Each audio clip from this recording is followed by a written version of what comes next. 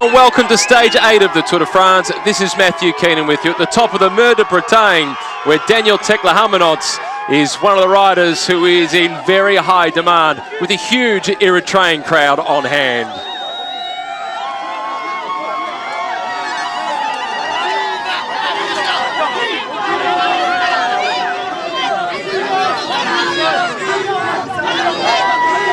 Judas Mahawi as well, the youngest rider in the race. The Eritreans are so popular at the Tour, and for good reason.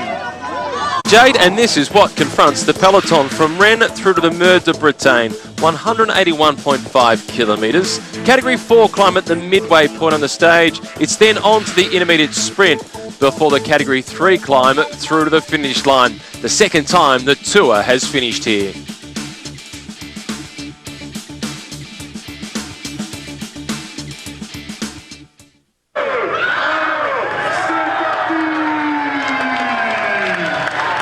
The departure today given at 12:40 local time. They then had a 20-minute neutral zone before the flag came in right on 1 o'clock. For the 16th time in his career, Chris Froome is wearing the yellow jersey.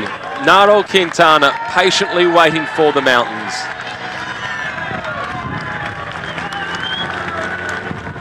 And it did not take long for the attacks to start. And the first team to attack, not surprisingly, the locals, the team from Brittany. And the man on the break for them today is Pierre-Luc Perichon. His second breakaway of this year's race. Let's see, wearing number 208. Also in the breakaway from the Europcar team, it's Roman Sika. In the move for the Bora Argon 18 team is Bartosz Huzarski, the Polish rider from that squad, number 196. But the most experienced in the move, the Frenchman from IM Cycling, Sylvain Chavanel.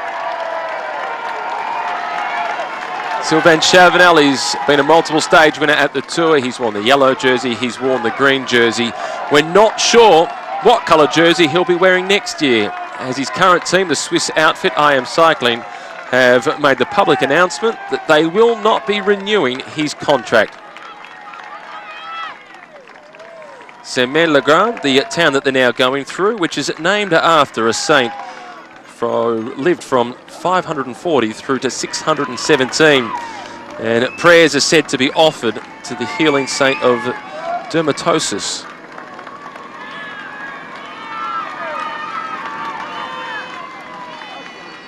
And this is also the hometown of Lucien Bobet, the first time a cyclist won 3 Tour de France's in a row. It was this man, Lucien Bobet. His brother Jean Bobet was also a professional cyclist and a long-time journalist on the Tour de France. And this is also the hometown of Frédéric Gudon, who was the winner of Paris-Roubaix back in 1997. And when he did so, he was riding for the Française des Jeux team, the team of Marc Madiot. Marc Madiot himself a dual winner of Paris-Roubaix.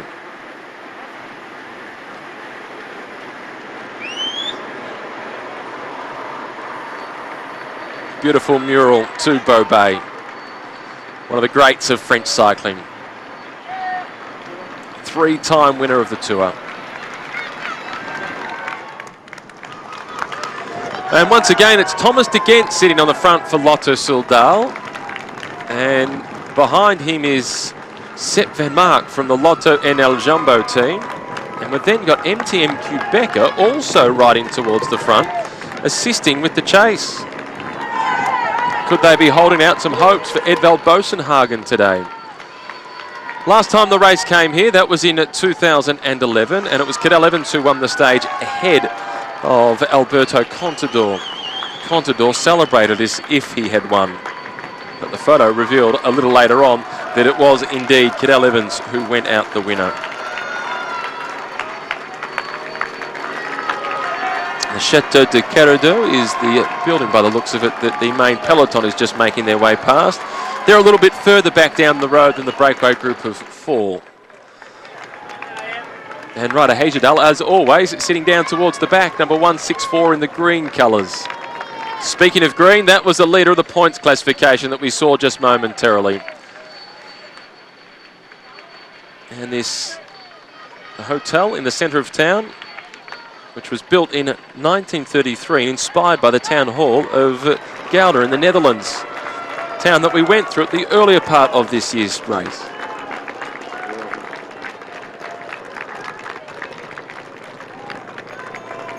There is one rider in the peloton who knows what it's like to win at the Mer de Bretagne, and he is from MTN Quebecer, and it's Reinhard Janzi van Rensburg, who was a winner of a stage in 2012 in the Tour of Brittany.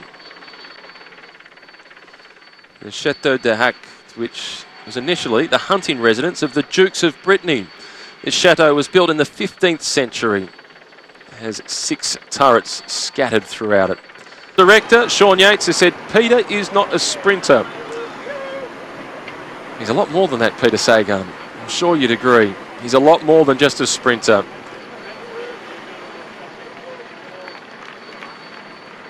He certainly is going to be crucial to the hopes of Alberto Contador throughout this year's race. Here is Chris Froome, having a chat to Richie Porte. Froome and his roomie.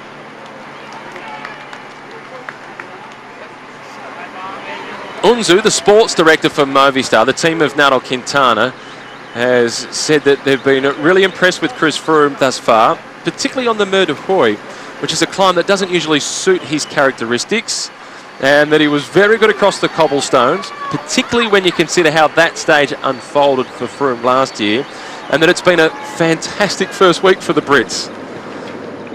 He also added, the sports director from Movistar, that in other years we've seen a nervous Chris Froome. So far this year, we've seen a very calm one.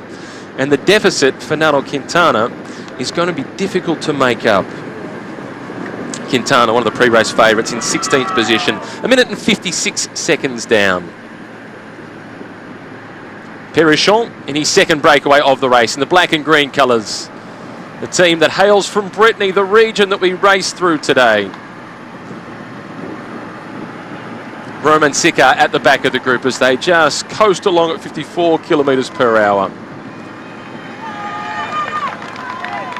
Number 196, this is Huzarski, 34-year-old Polish rider who's been close to a stage win in a Grand Tour previously. He was second on a stage at the Giro d'Italia behind Joaquim Rodriguez, one of the men considered amongst the favourites for today's stage.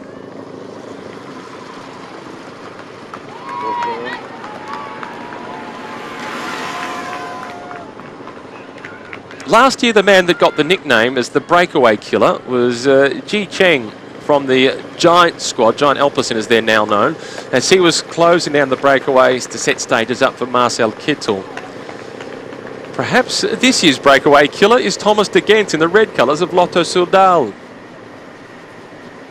He has certainly spent a long time on the front across the past 2 stages.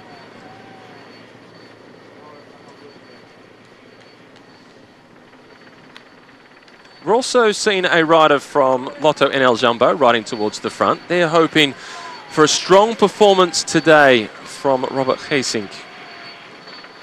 Robert himself, he's hoping for a top 10 finish overall by the end of the race.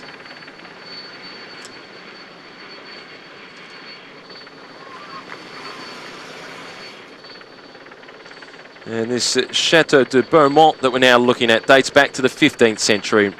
It's been listed as a historical monument since 1926, built across 4 levels.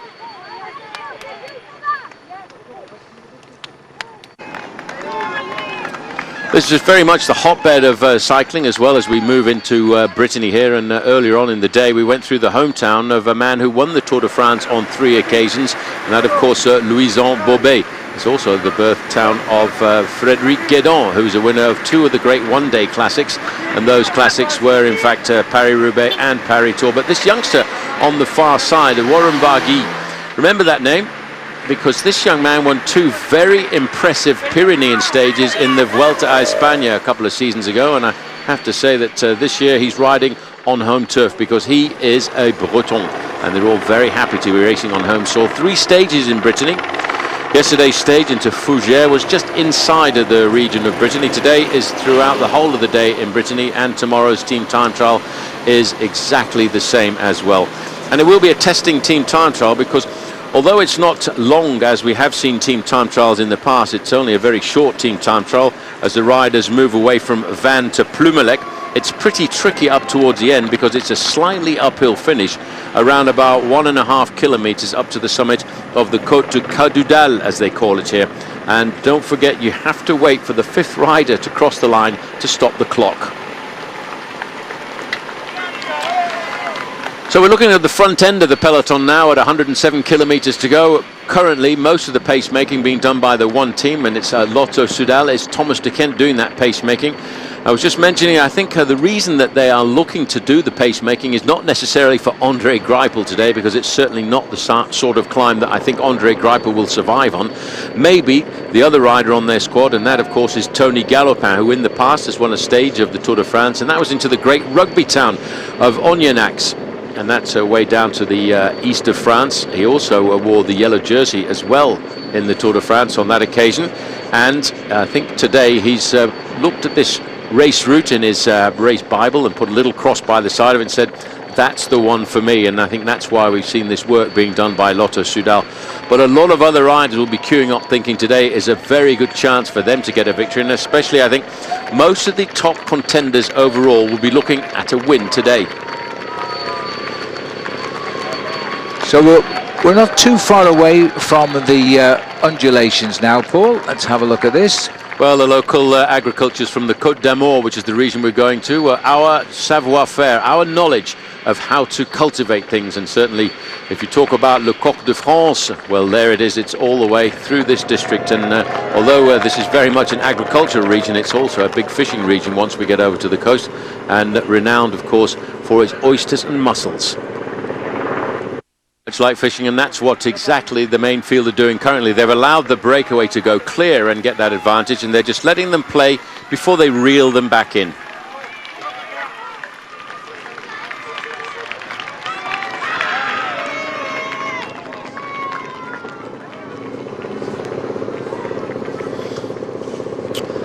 But you can actually see all the teams now starting to get themselves organised. They realise how important today is. And we talked before the start of the Tour de France of the Big Four, the Fantastic Four. Vincenzo Nibali, the defending champion. Chris Froome, a former winner 2 years ago. There he is in the yellow jersey.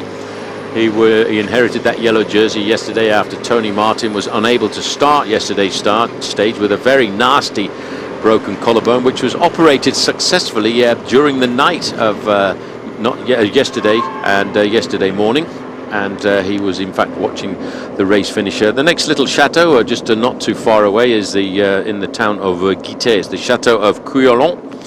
It was built during the reign of Charles VI between 1380 and 1420, and there is a stairway tower just over to one side there, which is 6 meters in diameter, and the stairs going down the middle are in a spiral staircase. And in 17th century, a lot of the dressed stones that led to a double flight stairway. It was quite damaged during the wars of religion that happened in France, and it was burnt and destroyed and ravaged by the Duke of Mercoeur before being renovated in the 16th century. Sylvain Chavanel, the rider at the back, is the most experienced rider in the breakaway. He's participated in the Tour de France on no less than 15 occasions.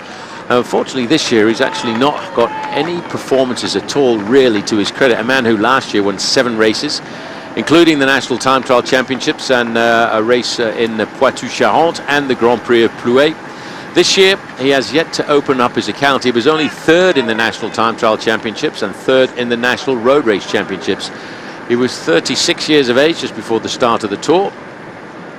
But certainly he'll be trying to look for a sponsor and a team placement for next year.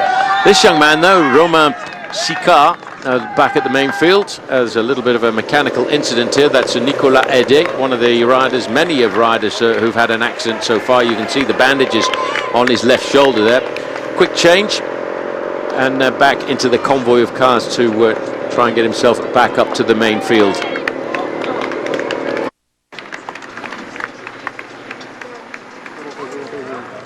Here's the leaders. Marcel Sieberg is throwing off his bags. Well, we saw him ride away. He seemed to be very pernickety today, Thomas de Gendt, riding away to check out what was in the bag by the look of it. This is the Chateau de Touche-Trébris. And Paul Sherwin, who is an absolute expert. Paul, what is the matter? Tell us about it. Well, of course, Phil, just looking at the way this is built, you know it was built in around about the 16th century, but it was built by Christophe de la Roche, who was a knight of the Order of Saint-Michel, a deputy of the nobility of the Bishop of Saint-Brieuc. And in 1726, after a declaration which was written into a local document, it described the importance of the rights of the seigneur, or the directors. Well, that was built as one unit, by the way, and it was built a long time before the French Revolution, and then it was transformed into a farm. Another fabulous piece of French architecture that abounds here in Brittany. Marcel Seeberg, they call him the Tower because he's so tall, sat in the middle there for Lotto. They're really very confident that they're going to try and guide their man, Tony Galopin, up to victory today. Yeah, we'll talk about tall riders, Phil. There are two very tall riders in the Tour de France this year. The tallest rider is Marcel Seeberg. He measures in at 1 meter 98, and I did a quick calculation. That's 6 foot 7 inches. That's pretty tall, and 1 meter 97 is Johan van Someren. So we've got the tallest rider at the front of the main field, and the second tallest rider, he's sitting at the back of the peloton, but he's been involved in an accident in the first 3 days of the Tour de France, like many, many other of these riders. Yeah, Johan van Someren is complaining about his pain still, but he's getting through day by day. These riders will be looking forward to the rest day on Monday. Of course, they'll ride the bicycles, but very slowly to keep loose, but they're hoping for that extra day off. Those with injuries, for example, yesterday Greg Henderson, one of only 2 New Zealand riders in the race, and Jack Bauer also has gone out with a crash. Greg was unable to start yesterday. He's been riding for 3 days with a completely broken rib, and he simply couldn't breathe when the pace went on. That's the difficult.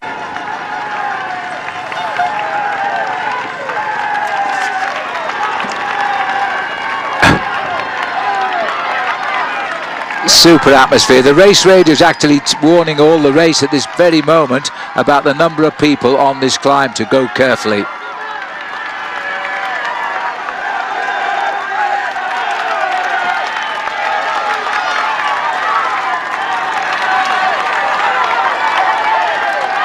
Well, this is the great thing about the Tour de France. It's free to watch. The barriers are unnecessary. The crowd is organised. The riders are heading up towards the top of the Mont Belair.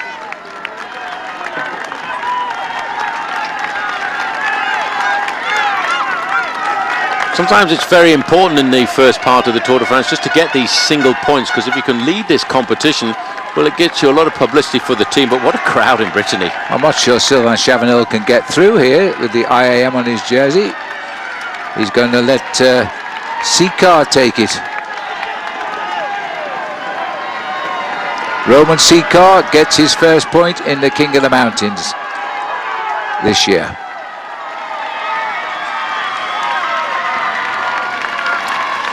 Well, just now the peloton are on the climb. They're still timed at 2 minutes. But maybe more importantly, that sign there, Phil, 10 kilometres to go to the sprint point. Well, the sprint point is for the rider who is the most consistent on every individual stage in the sprint. The man leading that competition gets a green jersey, and there he is, popping his head round there with the green helmet as well. He's a member of the Lotto Soudal team. Andre Greipel has won 2 stages of the Tour de France so far, and he leads that points competition by 12 points ahead of Peter Sagan. And it's going to be a big battle for the supremacy in that competition today. Sagan is just 24 years of age, and he's from Slovakia, and he leads the best young rider competition.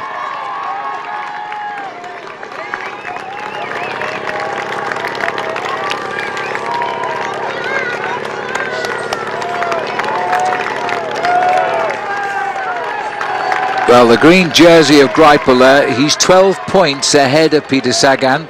And because those others should reach the sprint point ahead of the bunch, there's only 11 points to be won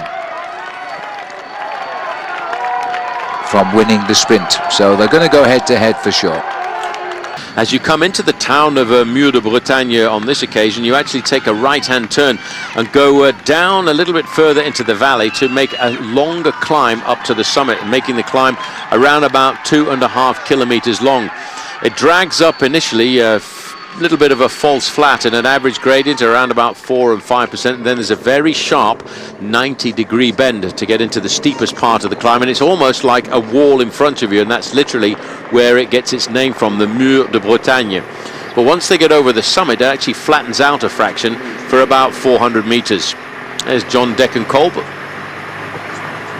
with the little moustache there in the black jersey. These sprinters now are moving up to the front because they know there's not very much more than about 5 kilometers there. So about 7 or 8 minutes before they get to the sprint point. There are 4 riders clear. There are points for the first 15 riders to go through that point. For the moment, Andre Greipel 99 points to Peter Sagan's 187 points, and Mark Cavendish is up into 3rd position. There's 20 points available for the first rider to cross the line, so the riders in the main field for 5th place will be sprinting for 11 points.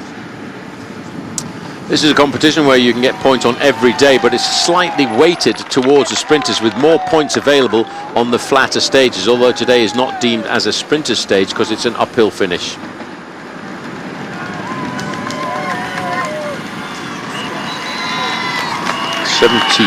75 kilometers to go. We've just popped through the little town of Très Daniel. These are real typical Breton roads here. Soft verges on either side. They're very forested. A heavy road surface as well. It's the kind of surface that has a fair amount of tar in it with little small chippings on the top, so you don't get too good of a rolling resistance. As we look now at the leading group of 4, they are about, well, they've just come inside of 2 kilometers to go to the sprint point at the Gare de Montcontour. It gives them 20 points for the first rider to cross the line. None of these riders are really highly placed in the green jersey points competition, but there is €1,500 available for the first rider to cross the line, 1,000 for second and 500 for third. So for them, it's a question of a monetary award once they come up to this point, but in the main field there's a lot more interest at stake because the green jersey points competition is seeing a battle between the big sprinters. First, second, third and fourth in that competition are Greipel, Sagan, Cavendish and Degenkolb.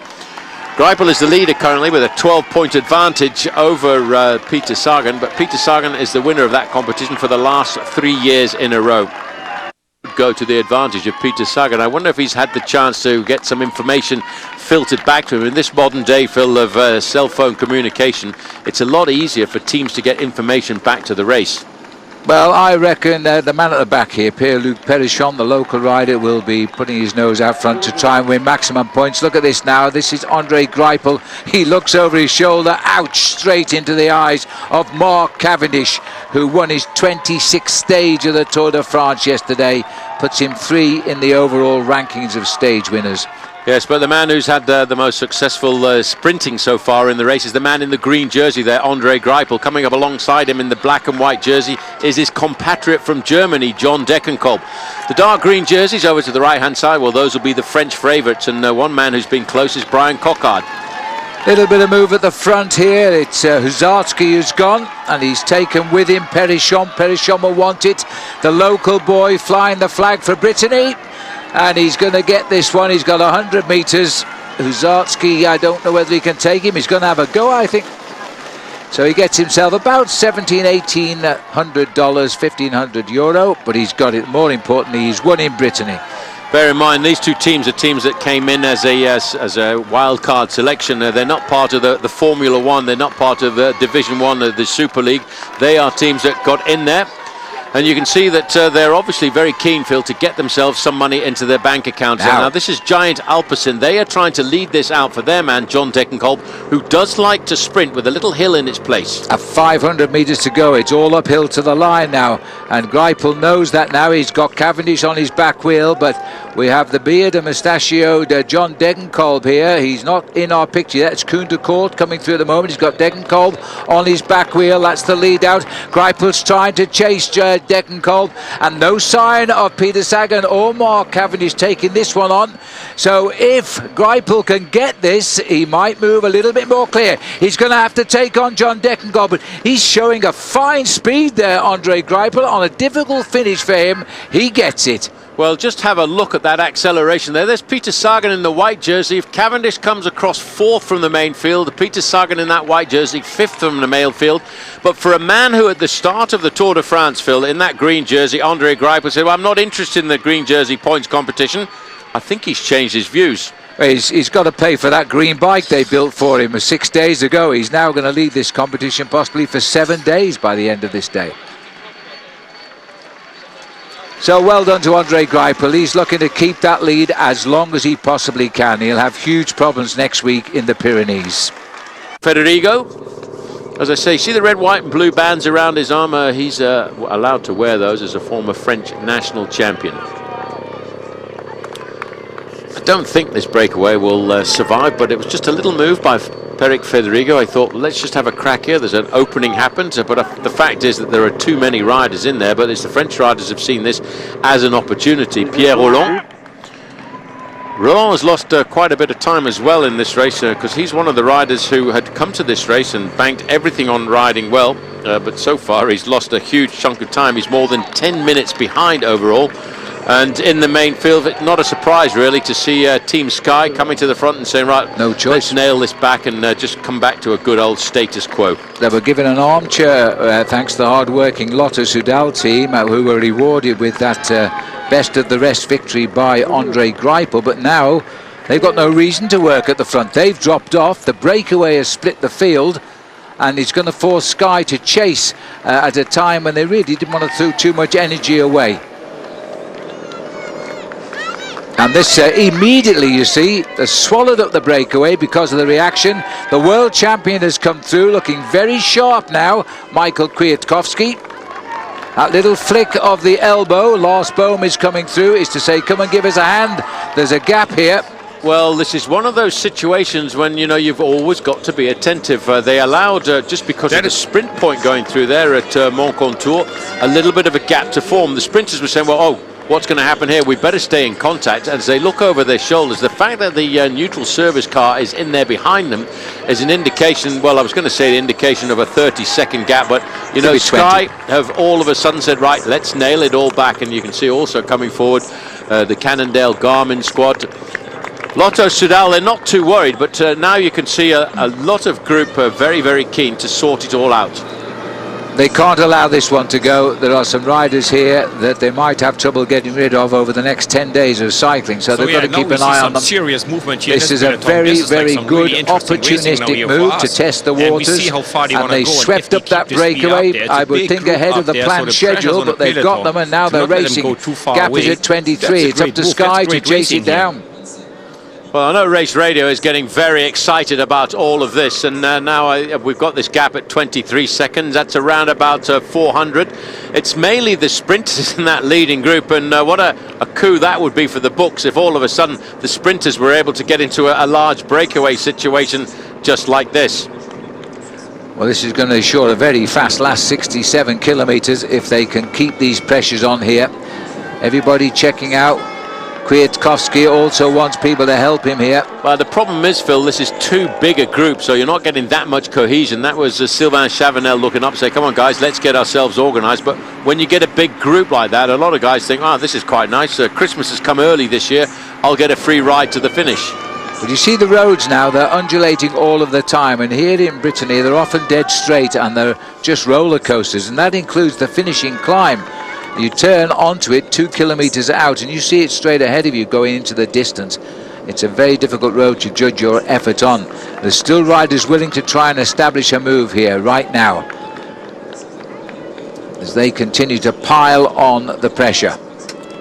Well, a little bit further back, you can see that the group that contains most of the sprinters, they've spread across the road, and people are realizing, oh, I might have missed the move here, I might have missed the splits, and they're starting to collaborate and try and pull it all back together. It's going to be a little bit difficult for the next 5 or 10 kilometers, but in the main field, well, there is the main field. It's never 30 seconds, I have to tell you that.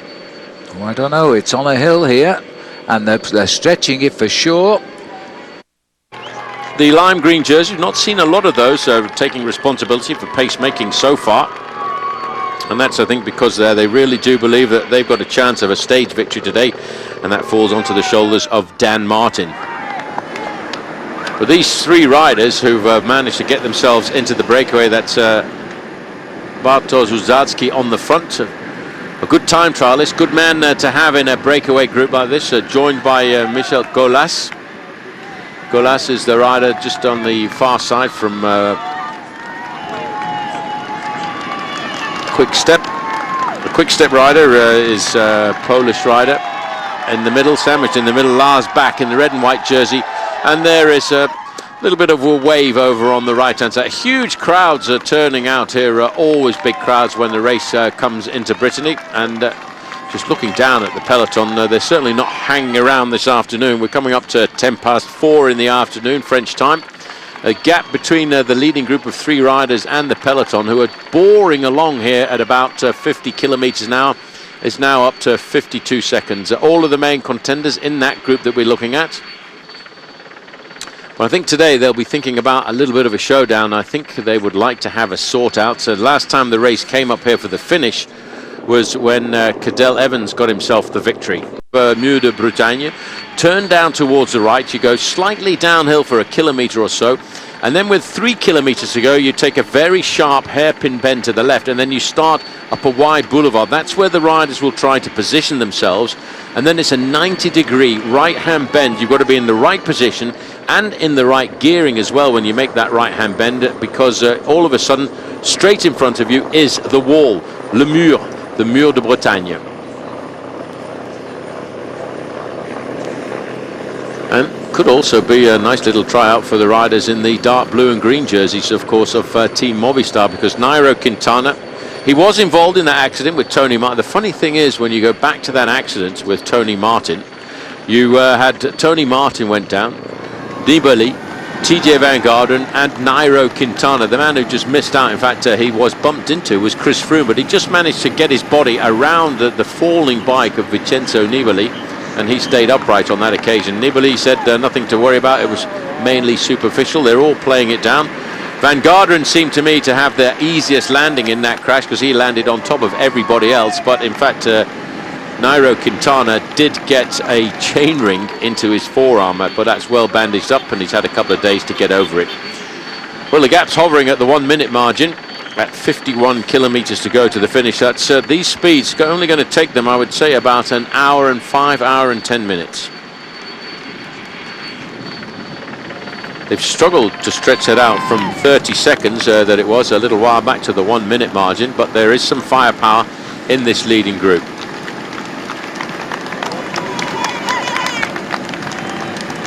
Lars Bak, who's been a professional since 2002. He also has been a very well decorated time trial champion of Denmark. Beautiful roundabout, highly decorated for the arrival, and the arrivée 52 km, finish in 52 kilometers. But that's for the main field. My guess is that the leaders have gone inside of 51 kilometers to go to the finish. Cannondale Garmin, sad for them, they're a man down. They've lost their Kiwi rider who went out with a very nasty accident on the 5th day of the race. He crashed and had to abandon. Andrew Talansky is their hope for a high place in the overall standings. They got three-pronged attack really, Ryder Heyerdahl, but the way Heyerdahl is riding here, I think he's actually sacrificing his hopes of a high finish in the overall standing, and Heyerdahl leaving a lot of energy on the road, so that would make you think that it's all for Dan Martin today. I'm absolutely certain it is, Paul. You're absolutely right, and Martin is up for this today.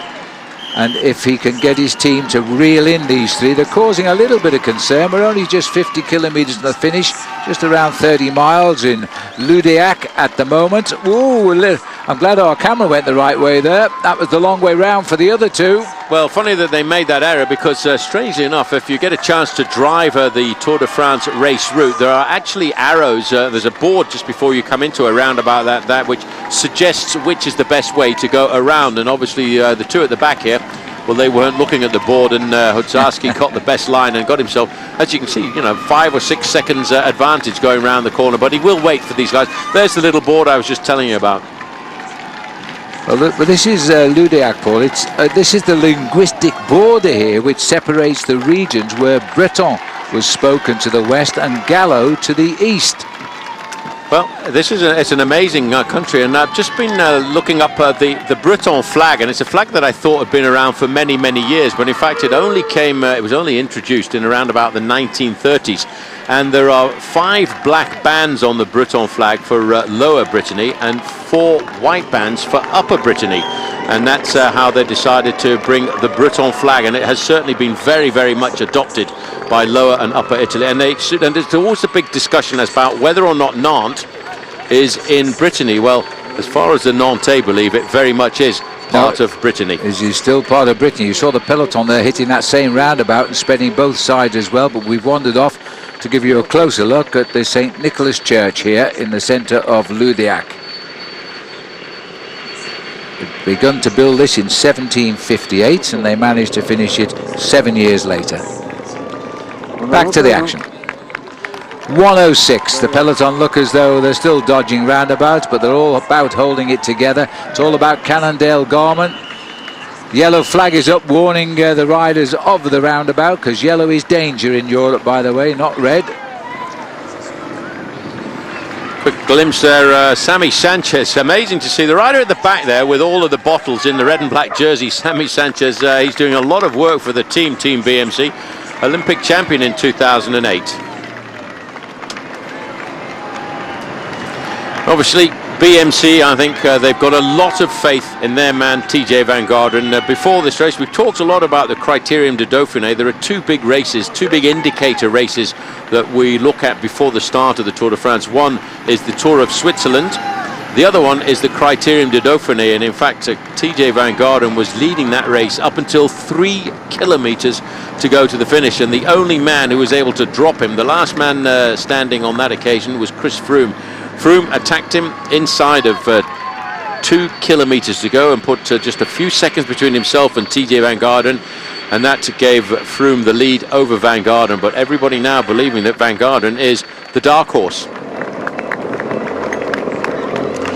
But no dark horses at all for Cannondale Garmin. They are obviously very, very keen. Again, you've got to be so attentive. Just look at that little bit of a traffic separator there as we cross over the railway line. Looking through the race handbook, interesting to see how they've translated the level crossings into English from the French. It's called a cross level, and that one that they went through there was cross level number 46. A minute 12, so the 3 riders at the front are doing a pretty epic job of stretching out their advantage. They're strong riders and they could create a little bit of a surprise on today's stage. We mentioned earlier the rider in that group, Huzarski. He's a former time trial champion of Poland. Lars Bak has been a multiple time trial champion of Denmark. Golas is second in the road racing championships of Poland this year, so they've lots of firepower. And it's going to be a long, hard chase. And having announced the colour, now everybody's leaving the responsibility of the chase right the way up to Team Cannondale. There you can see that's why you've got to be so attentive on any stage of the Tour de France. That's why you really don't want to sit at the back, because if you're not paying attention and you have to go through a little chicane like that, and all of a sudden you've got a boulevard right in front of you.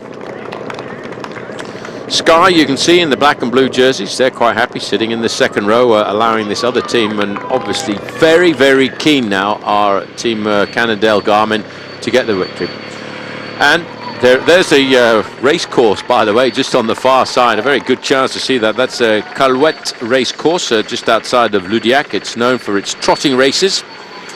We have a lot of trotting races here. The races have existed since 1879 and has developed not too far away a thoroughbred breeding centre.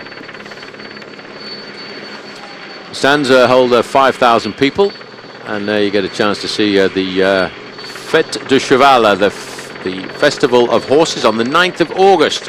And the agricultural fair is in the 12th of September. So if you're in this region, take a pop down and have a quick look at this.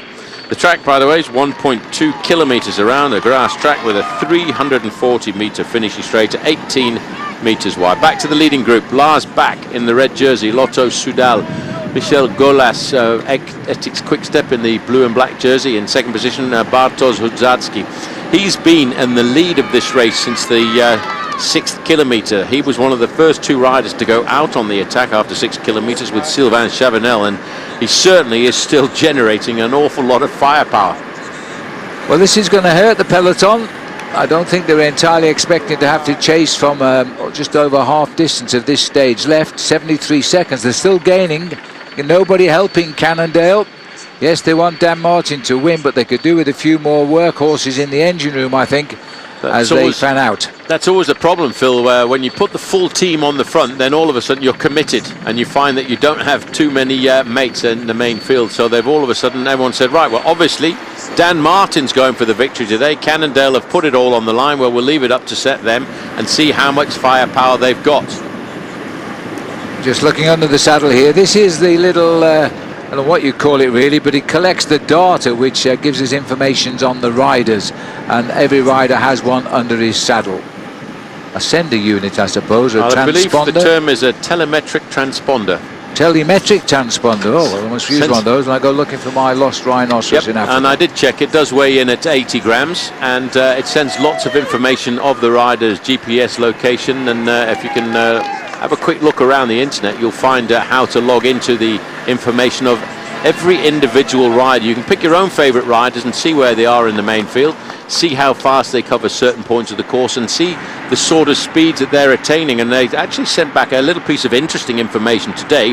In fact, that the average rider, when he went through the feeding station, slowed down 20 kilometres an hour to take on board his bag. I could have told him that by looking at the pictures. That was Gregory Rast there, number 148, the former top Swiss rider. Not former, he is the top Swiss rider, and he is on the Trek team. As he continues, they're doing 65 kilometres an hour right now. It's about 42 miles an hour.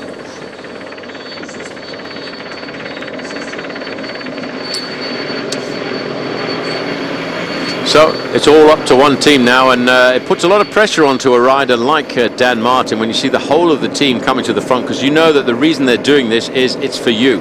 It's you now who takes up the responsibility to finish off the work that's been done by your teammates, and that's what Dan Martin is going to hope they'll be able to do on today's stage.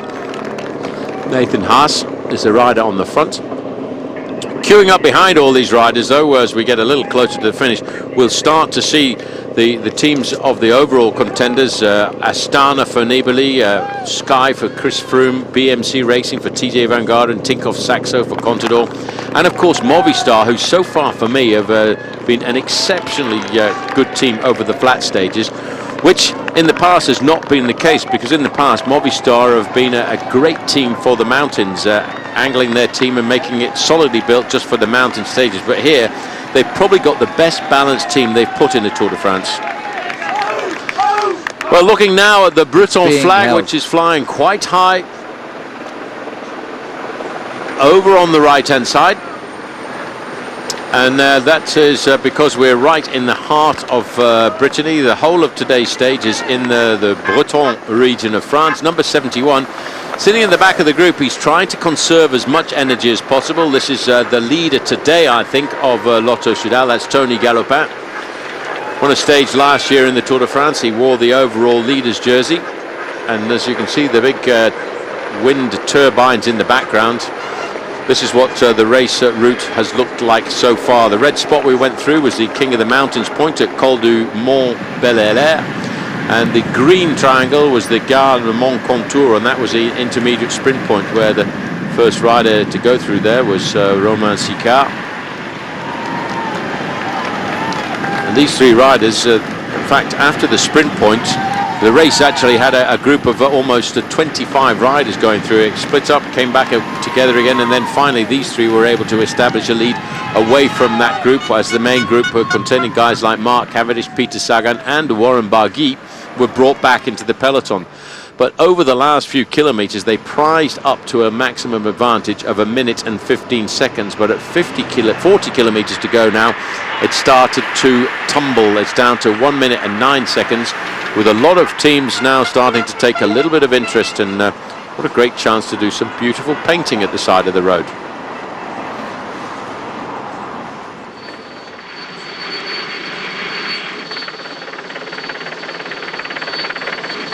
Looking around the Breton countryside, We have just exited for the leaders the small town of Saint-Maudon, which is in the Morbihan department. Morbihan is the name taken from the Breton name of the small sea, after the Morbihan Bay, which is not too far away from here. Sitting in the back there, Daniel Tekle-Heimenot. He is causing quite a rage back in Eritrea. He's the leader of the King of the Mountains competition. He hails from Asmara, which is on the slopes of the Great Rift Valley. Ethics Quickstep, the winner of the last 2 days of racing, and during that time they've also lost the leader of the touring, Tony Martin, who's watching these pictures from his hospital bed in Hamburg, where his shoulder has been operated on, and now it's curtains for these two. They know what's coming, and there's a large peloton joining them right now. You see the flag there of the Brittany flag up there in the black and white, just from the left-hand side of the screen, the right-hand shoulder of the riders, and all of a sudden the road widens out a fraction here. This is the main road heading into the town of Mur de Bretagne. When they get to another 3 kilometers, they will take a nasty little right-hand corner into a much narrower road. The road will be half the distance of this, and that's when everybody will be fighting for position. BMC Racing are coming to the front now for 2 things: to look after TJ Van Garderen, who starts the day in 3rd place in the overall standings, but also for their Belgian rider, Greg van Avermaet, who is a very, very good finisher, and he's dreaming about winning the stage today. Seconds off the overall lead, and putting this all into perspective, the man who was doing that long turn at the front for the BMC Racing team is the guy who won the first opening stage of the Tour de France, Rowan Dennis.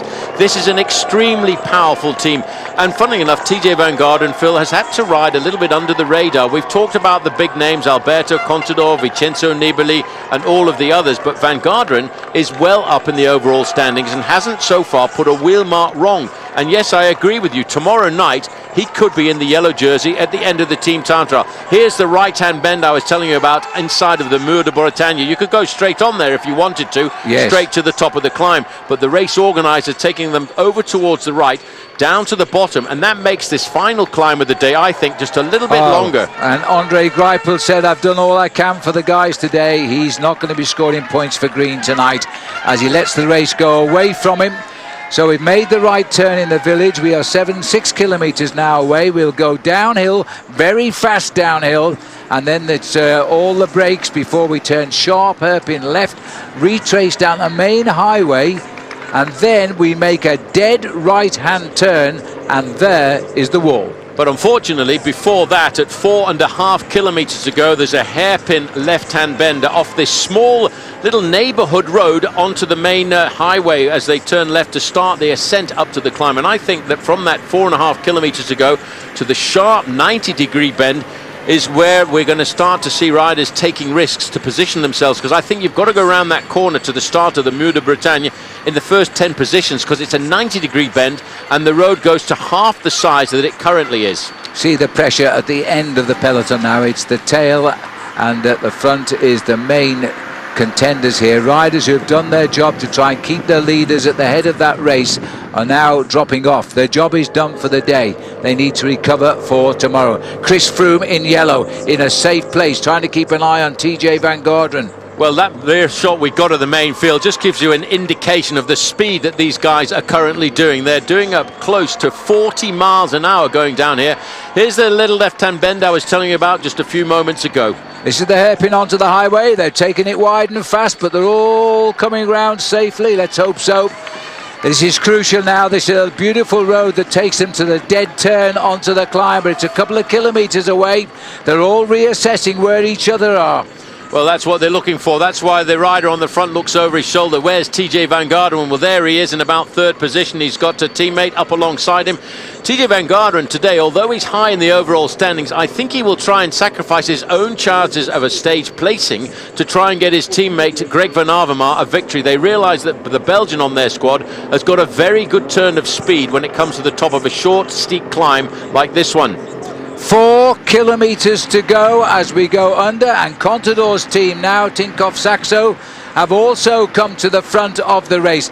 The peloton is thinning out now as the strong men with ambition are getting their noses up to the head of the race. Australian Michael Rogers is the rider, grimacing on the front, as we could see. Look at the way he's puffing and breathing there to get as much oxygen into those lungs as possible. He knows, he studied the race book last night, he knows he's got to keep the pressure nice and high to stop his team leader getting swamped behind, because there's a lot of riders who will try and come around the outside to position themselves for this climb.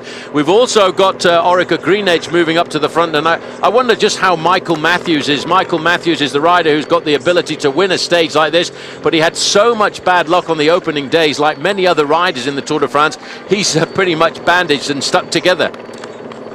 Road's edge to road's edge at the moment. The Cannondale Garmin team, who tried to control this race, have been blown away, but Dan Martin is still in the middle there, and he's going to try and take advantage of the infighting from the other teams now.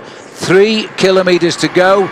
We make the turn at the 2 kilometre banner, and they are racing to hold pole position before they turn dead right, 90 degrees. Geraint Thomas is the rider from Sky behind Chris Froome. Look at him rocking and rolling on his bike. Richie Porte came forward a little bit over to the left-hand side there. He hails from Tasmania. His job today to try and make sure that Chris Froome in the yellow jersey gets around that corner in a safe position. They're not very much more now than 30 seconds away from the right-hander. It's a 90-degree bend, Phil, and I think the scary thing is all of a sudden the gradient changes dramatically from 3 or 4% to 10%.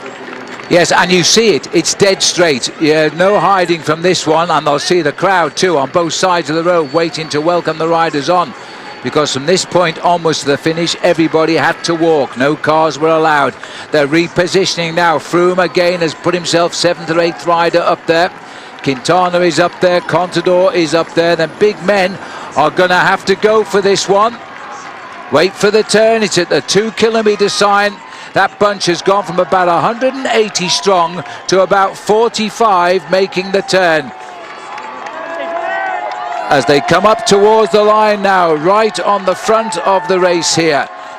Peter Sagan in the white jersey. Watch out for him. Wide. He's gone a little bit wide. His job done for the day. He's just getting himself safely around the corner. That was Johan van Sommer. And now if you want to know why it's called the Muur, you got an idea there. By the way, I think award for the best beard in the race goes to Geoffroy Soupé there from Cofidis. He's on the front in the red jersey. But man, what a great ride by Froome. He's up there into second position in the yellow jersey. He's perfectly positioned by Team Sky into that position, and behind him in third place is Geraint Thomas. Peter Sagan, watch out, he's the pure white jersey tucked in with that yellow crash helmet on. Also with the Norwegian flag on his shoulder there is Edvald Bosenhagen. He rides for MTN Quebec. You've got Giant Alpecin in the black jerseys with the white stripes down the midden. They are looking for their man, Warren Barguil. He's a youngster. He's just 24 years of age, and he's 10th overall. And he is, of course, let's not forget, a Frenchman from Brittany. Yes, and Simon Geschke's looking to help him as he looks across to see where Warren is. He's right there. The French could do with a stage win. They haven't had anything so far in this year's Tour de France. Everybody just waiting, and this is a long climb, 1.5 kilometres. It continues. Well, everyone's now starting to make the move. You can still see the white jersey waiting, biding his time. He's not been dislodged from the front end of this bike race this afternoon, and that, of course, is Peter Sagan. Well, it's the Bora Argon team, and Kwiatkowski's blown, the world champion, not quite on his top of his form yet. He's got sat up and gone off the back. As they start to come through again now, and it looks as though they're trying here for Orica Greenedge. Well, this is one of the Yates brothers.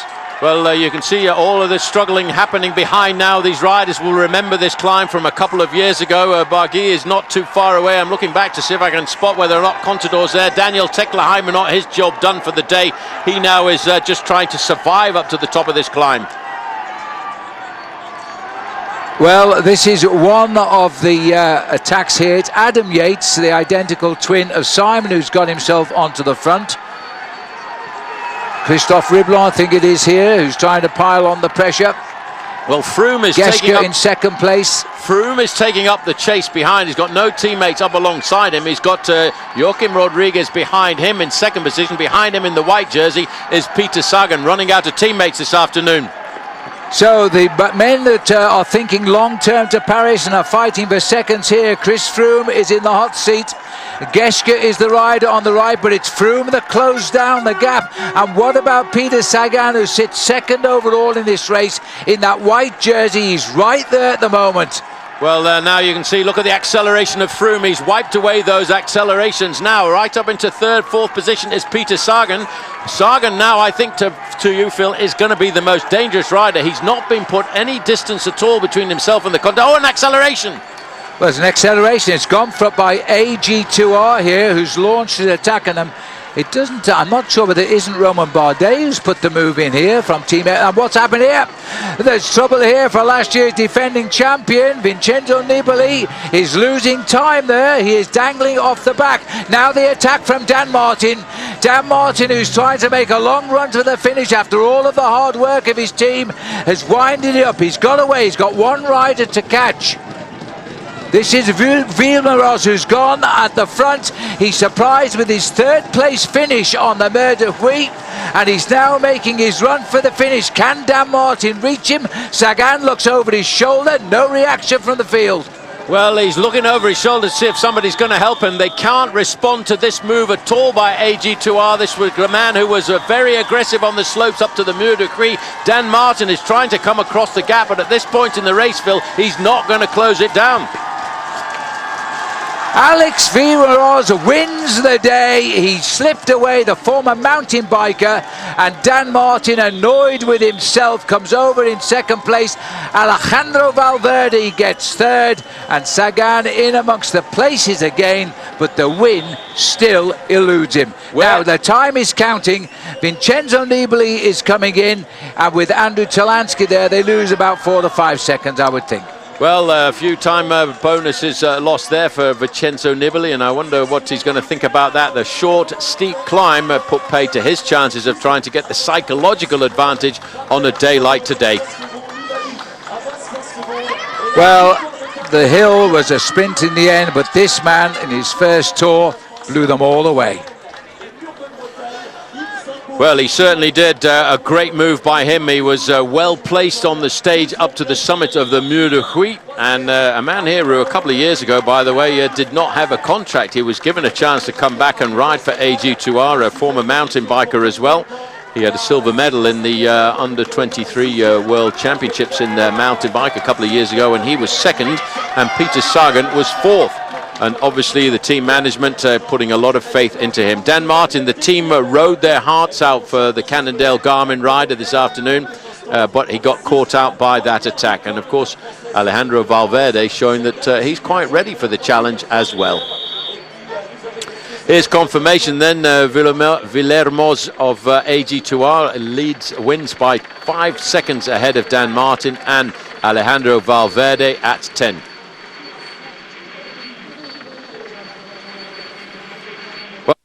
Have to wait for a moment to see what it does to the overall standings, and most of the overall contenders given the same time. Adam Yates in 7th place, Chris Froome 8th, Bauke Mollema in 9th, TJ Van Garderen in 10th.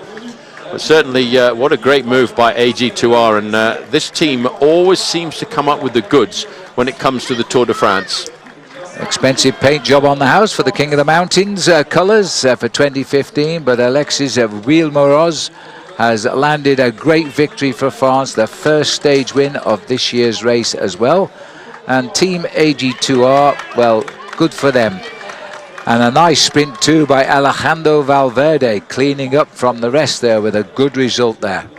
Greg Van Avermaet dreamed about this. He managed to come across the line in 6th, just a 1 position behind Tony Galopin. But the man who will be asking a few questions tonight, I think, Phil, would have to be Vincenzo Nibali, who did not like the violence of that climb. It was a shoulder-to-shoulder battle, Paul, and he did lose time. A little bit, okay, 5 seconds, but it sends messages to the rest of the race. Chris Froome said before the start, look, we're not going to lose more than a couple of seconds. He wasn't overly worried about it. But if you gained a couple of seconds, I think you'd be pretty happy. That's the big one. Overall, then, Peter Sagan at 11 seconds. He stays the same. Van Garderen stays at 13. Tony Galopin is 4th. Van Avermaet is 5th. Contador is 7th. No change in the running order here as we go down towards the team time trial tomorrow.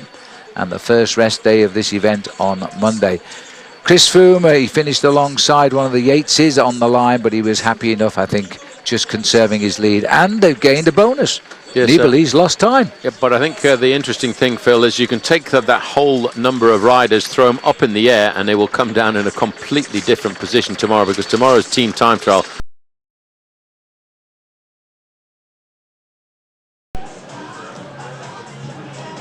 Fundraising for heart disease being conducted before the riders take to the course, and some of the stars of French cycling, some of the retired stars of French cycling have been up amongst them.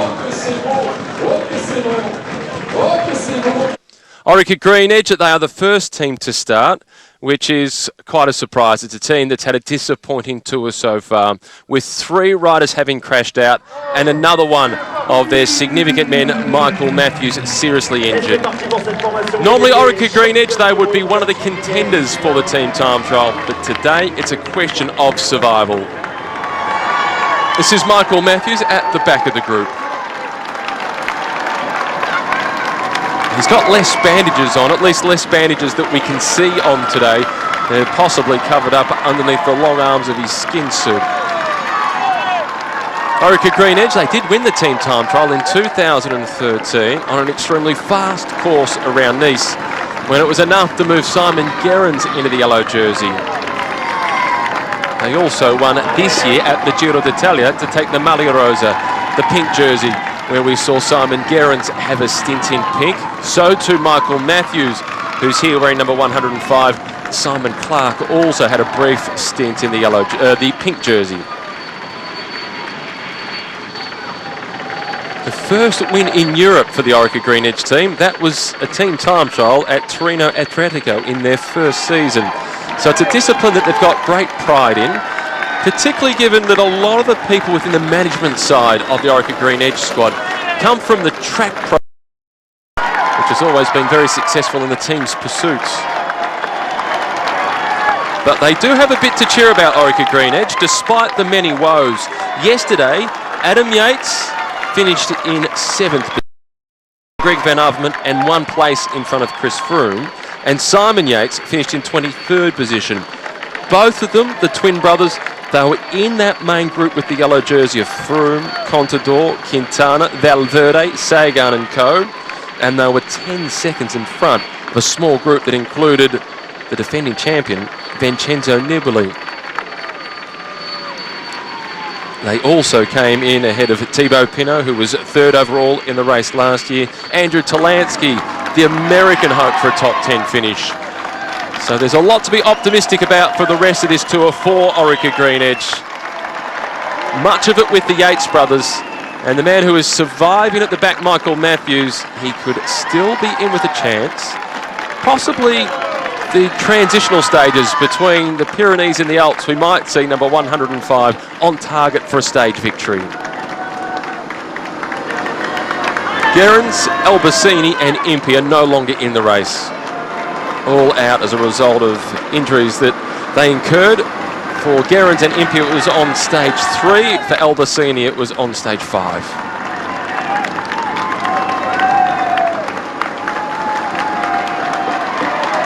And Swain Tuft, the experienced Canadian who's ridden 8 Grand Tours, has said that it's been the craziest opening week of any Grand Tour he's done. Crashes just seem to be happening everywhere. That has gone out onto the course is Bretagne Sèche Environnement. 30 seconds now to the start of Lampre Merida, who is the team of Rui Costa, the former world champion and of course the champion of Portugal in the team in the individual road race. 10 secondes. Quite a big mixture of riders. Rafael Valls, a good time trialist. Jose Serpa from Colombia. Well, they're starting, the 3rd team to start this afternoon. They're starting with a full complement of 9 riders. Rui Costa will be the one hoping for a good performance by his team, because he currently sits nicely up in the overall standings, 23rd. He's lost 4.5 minutes so far, but a good ride by him could place him up at the top end of the overall standings. I think there's going to be a major reorganisation on the eve of the first rest day. Most of the riders, as soon as the race is finished, around about 6:15, will leave here by bus and head down to Lorient, to the airport, and fly down to Pau for a rest day tomorrow on the eve of 3 very, very difficult days into the Pyrenees.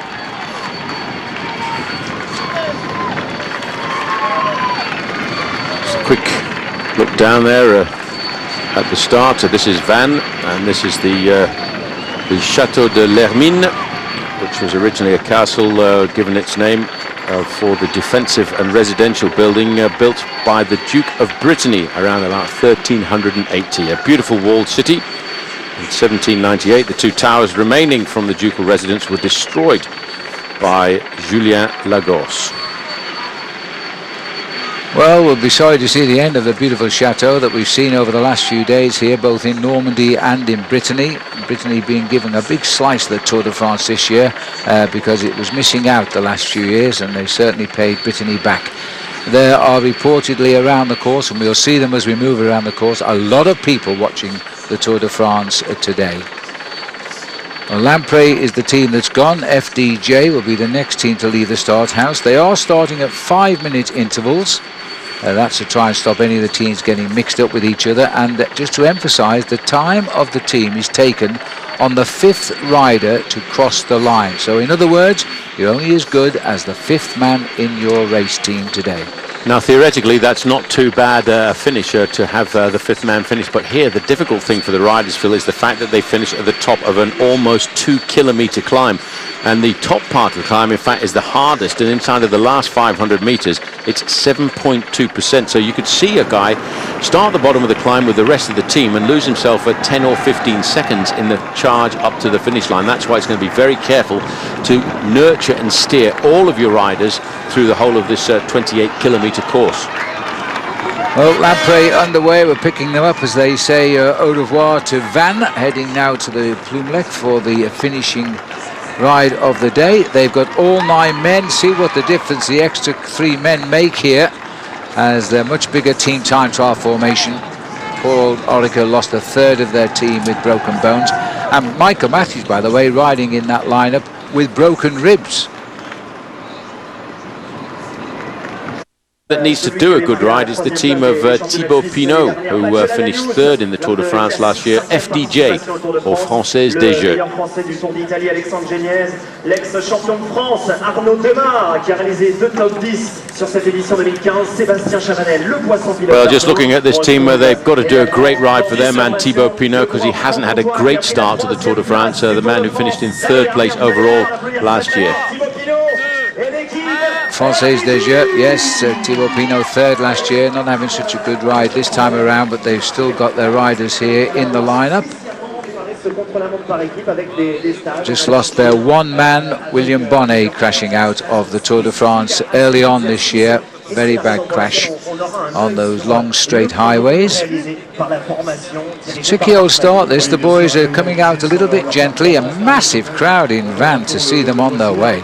Well, how embarrassing. In the past we have seen riders and teams coming out very quickly at a complicated start to a team time trial list and seen accidents early on. They certainly do not want that in front of a home French crowd. Well, the one man who's had a torrid tour, and especially in the opening days, is Thibaut Pinot. You know, he wears 21, he's 3rd in the Tour. He had bicycle problems on that dreaded day, I recall, over the Paris-Roubaix. He tried a new bike, that didn't work for him either. And so it went on, Paul. And we were watching him slip away, and as he's now said, he was falling as well, getting involved in crashes.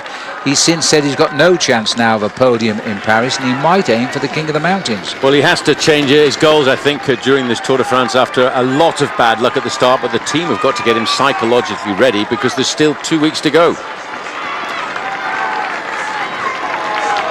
Well, they're all cheers, of course, the French team here, which is a very popular team, riding on home soil. Won a performance, and Thibaut Pinot still very much part of this tour, though. It's 6.5 minutes behind the race leader.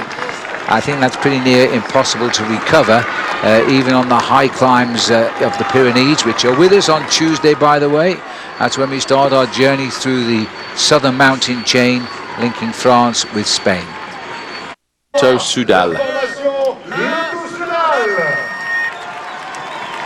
There's One of the teams rolling away, the Belgian team missing out on their man Greg Henderson, who had to withdraw from the team just a couple of days ago. Tony Galopin started the day well placed in the overall standings. I think he'd like to stay a little bit up there. He's in 4th place, looking for 26 seconds. But Lotto Soudal have never really been one of the top teams when it comes to the team time trial. But maybe buoyed by the fact that Tony Galopin is riding so well, they may well put in an inspired performance here this afternoon.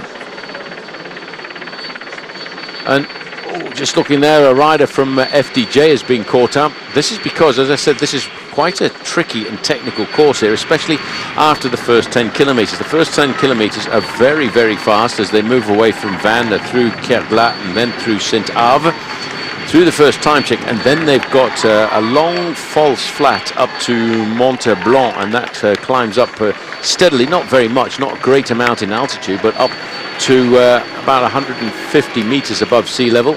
And that false flat is where, if you're struggling a little bit in the wheels, you can find yourself getting popped off. There's a big chance there when you look back down there to the Bay of Morbihan. And that's a Breton name, Morbihan, which means the small sea, opening out on the Quiberon Bay.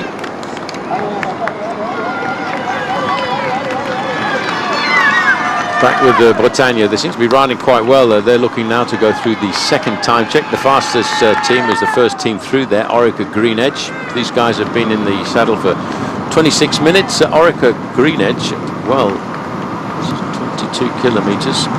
Orica Green Edge went through the first time check in 25.5 minutes, and so it would seem that after a very, very fast start by Bretagne, you can now start to see why Orica Green Edge.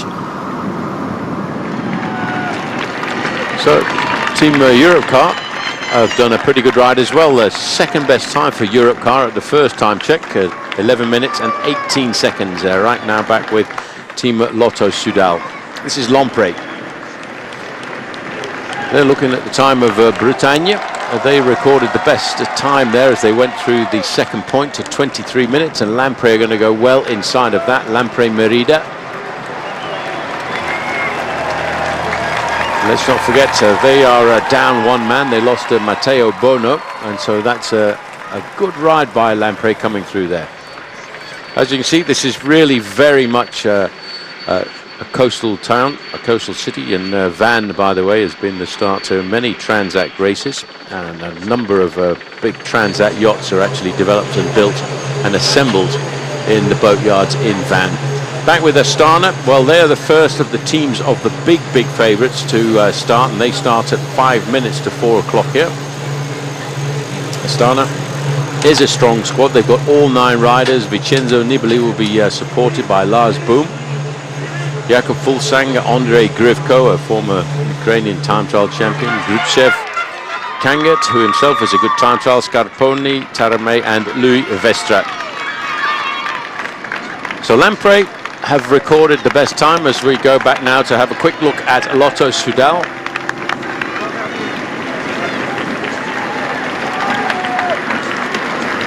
That's the man who is best placed in the overall standings there, number 71, and Tony Galopin. And he's ridden extremely well. I thought he might have got a little bit closer to the victory yesterday, but for a team that's not really renowned for their team time trialing prowess over the years, they actually look to me to be going quite fast. Yeah. Maybe inspired by the position of Tony Galopin in the overall standings. Well, Adam Hansen is proving a giant there. He just goes so far down the line, he gets back in it again. This is him near his camera now, but number 76, on the road bike, Paul, because of the pain in his shoulder. Yeah, he said he put out a message on social media this morning to say how strange it was for him to be riding on his normal bike, but because of his shoulder, he actually can't get down into that low aerodynamic position. But you've got to admit, for that man, he's hard as nails.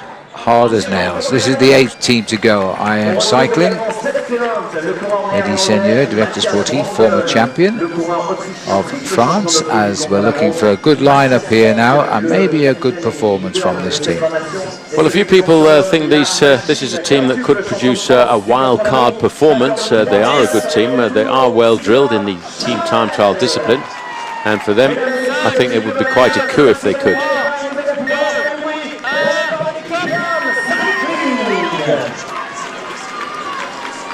So they quickly get themselves organised. Nobody actually rushing out of the start blocks here because it's a rather technical beginning, and they can't afford to have a touch of wheels or make a mistake. Looks like the most experienced rider in the team leading them away through the opening kilometres, Sylvain Chavanel, 6 times French time trial champion, and he knows how important it is to get a good steady start for the riders, not to put anybody under pressure, to make sure that everybody gets away, is on the wheels, because you don't want to gap anyone in the first kilometre or so, because they end up spending 2 or 3 kilometres trying to catch back up.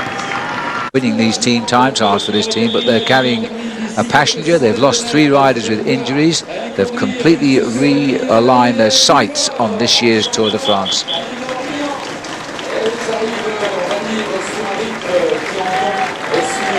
So job done for Orica Greenedge, stopping the clock at 37 minutes and 13 seconds, and all 6 surviving members of the Australian squad finishing together, and they've obviously decided as a tactic to try and stay together, all for one and one for all. Take part in the Tour de France. They came with ambition, and this first 9 days, Paul, they've realised those ambitions.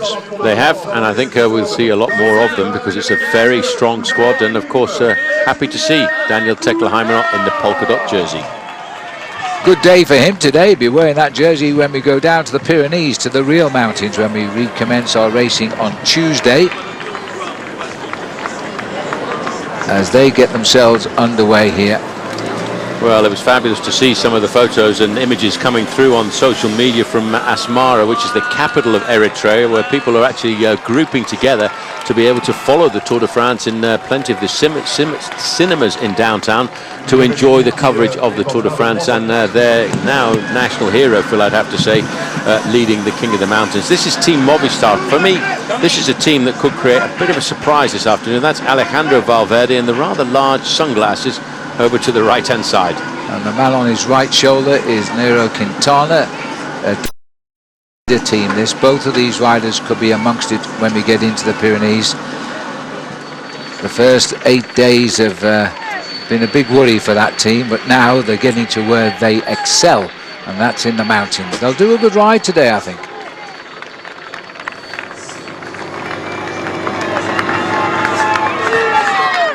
Here comes the battling team from Lotto Soudal. A time check is just ahead. Pray the best time up.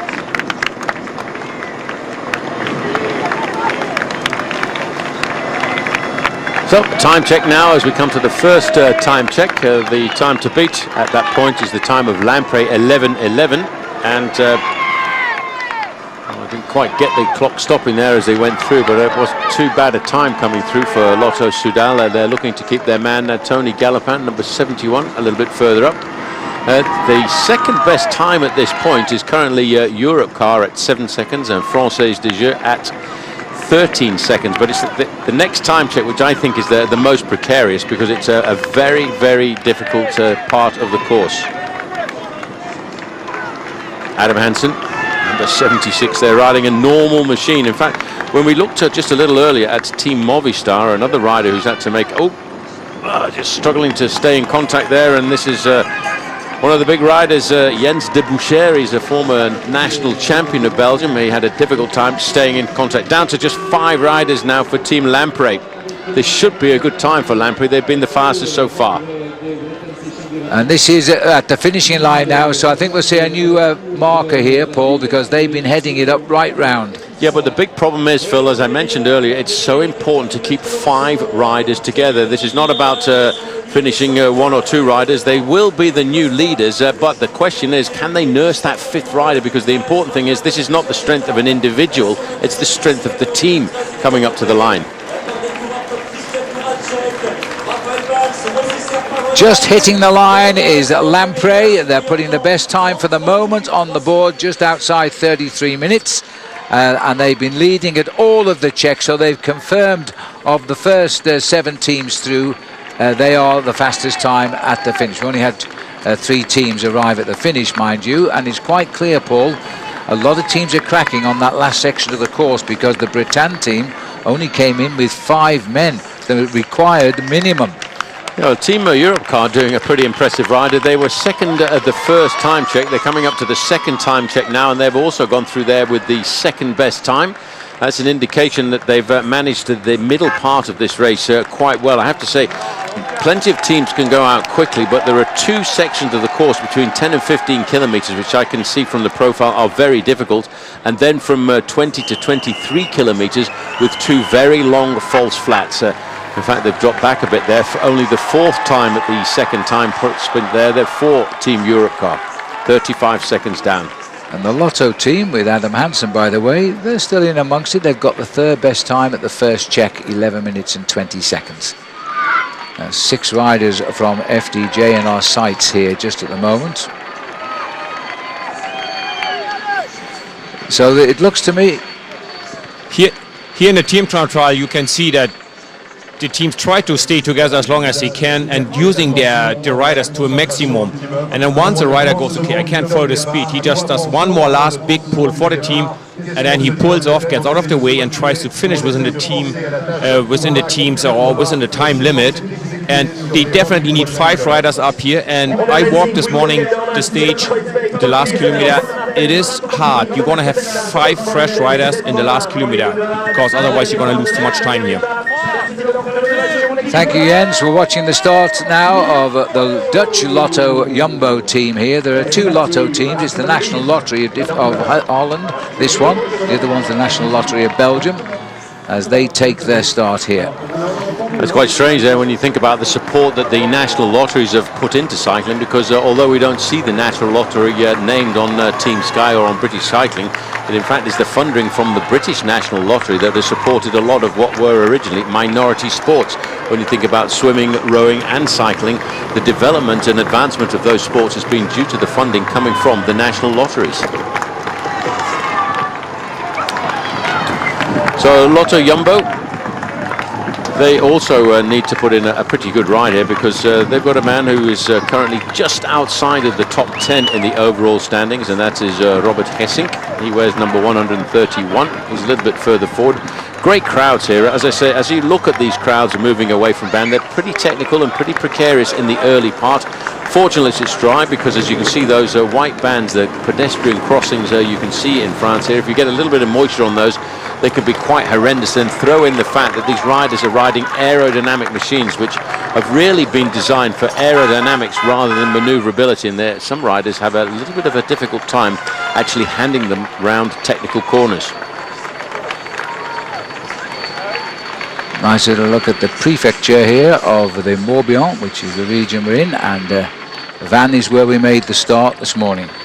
Well, it's a pretty old building as well, because as the prefecture, it was built in 1865 during the reign of Napoleon III. And the new prefecture building was built by the regional departmental architect of Émile Amet on the site of a former Jacobin convent.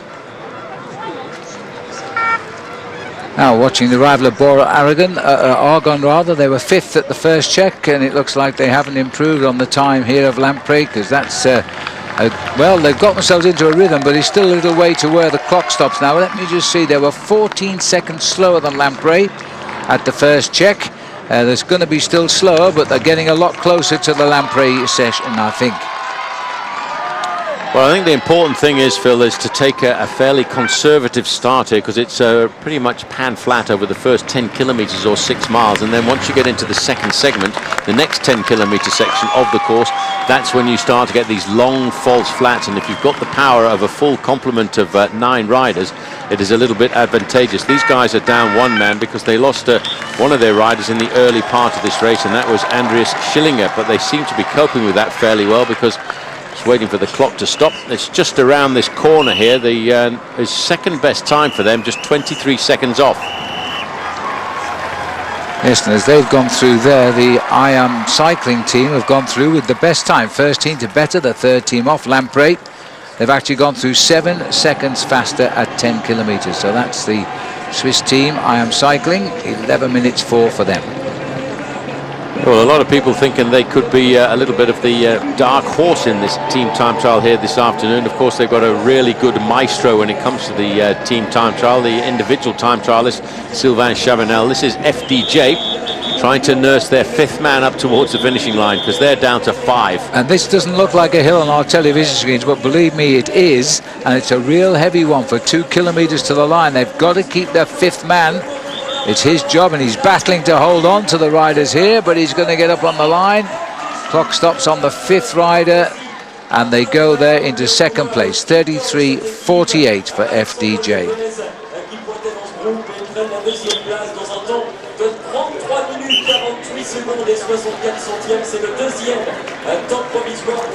Well, 2nd best time for FDJ. 45 seconds is the gap that they had lost on Team Lamprey. 58 seconds lost by Britannia, and a good 4 minutes lost by Orica Greenedge. Now back with Lotto Jumbo, the Dutch National Lottery.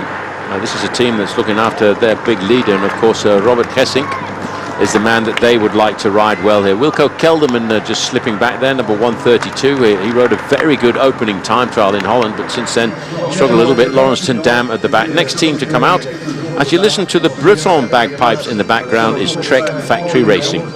And 5 minutes after the start of these guys, we will see the start of Team Astana. 10 seconds. Start house now, and have a look at the start of Trek here. This was the team which had Fabian Cancellara in that yellow jersey, and poor Fabian crashed out of the Tour. And I think a bit of a handicap really, Phil, because a team like this would have wanted the big powerhouse, because most of these guys, when we talk about professional bike riders, we think about them having a big V8 engine. Fabian Cancellara, I would say, is a V12, and probably something along the lines of a Maserati or a Ferrari, so he will be dearly missed by this squad in this team time. But also a man who would have been able to do long turns, allowing his teammates to get a little bit of respite in the slipstream. That's right, Bauke Mollema is the team leader.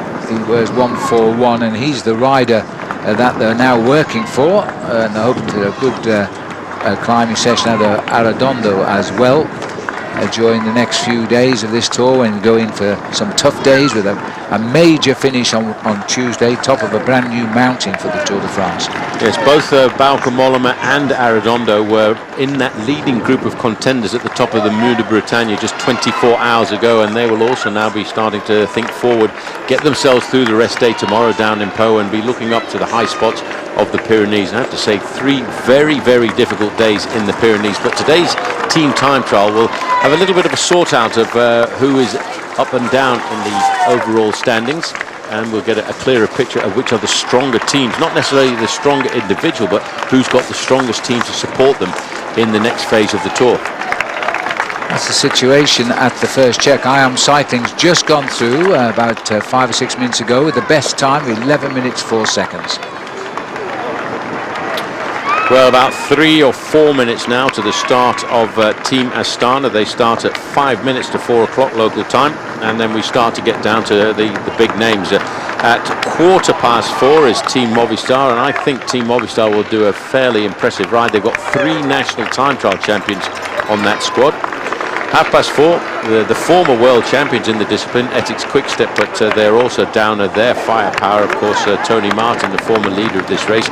And then the last 3 teams to start, to me, are the big 3 teams. Tinkoff Saxo at 4:35, BMC Racing at 4:40, and Team Sky at 4:45. Sky having the advantage of being the last team to start. And we did hear overnight that the race organisation actually sent a special seamstress to the hotel of Chris Froome, so his team tunic could be tailor-made. Lotto are hanging on in there. They're not too far away from the time of Lamprey, but they are handicapped as well, and it looks to me as though they are not going to challenge the leaderboard here amongst these early starters.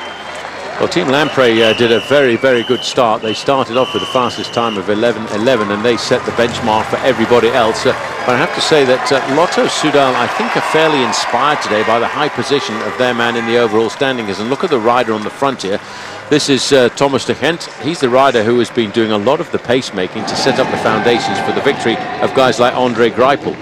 Let's see what happens with the Europe car team. They've lost a few riders out on course, but they've kept more than required 5 here.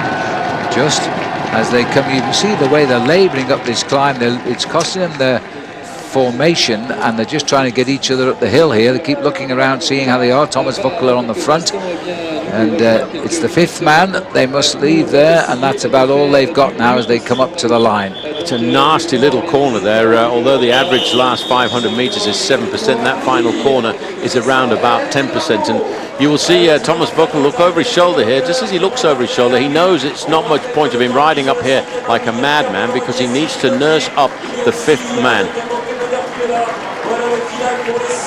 Europcar hit the line here. They've just kept their 5 required riders as they come in with a 33.57, 3rd best at the moment, but only 5 teams finished. Yeah, but maybe more importantly, Phil, we need to look at the time gaps, because that time gap was almost a minute lost over 33 minutes of racing. That could be very important a little bit later on, although I do think the next teams will be a lot closer together. And about 45 seconds or so, we should be seeing the start of Team Astana.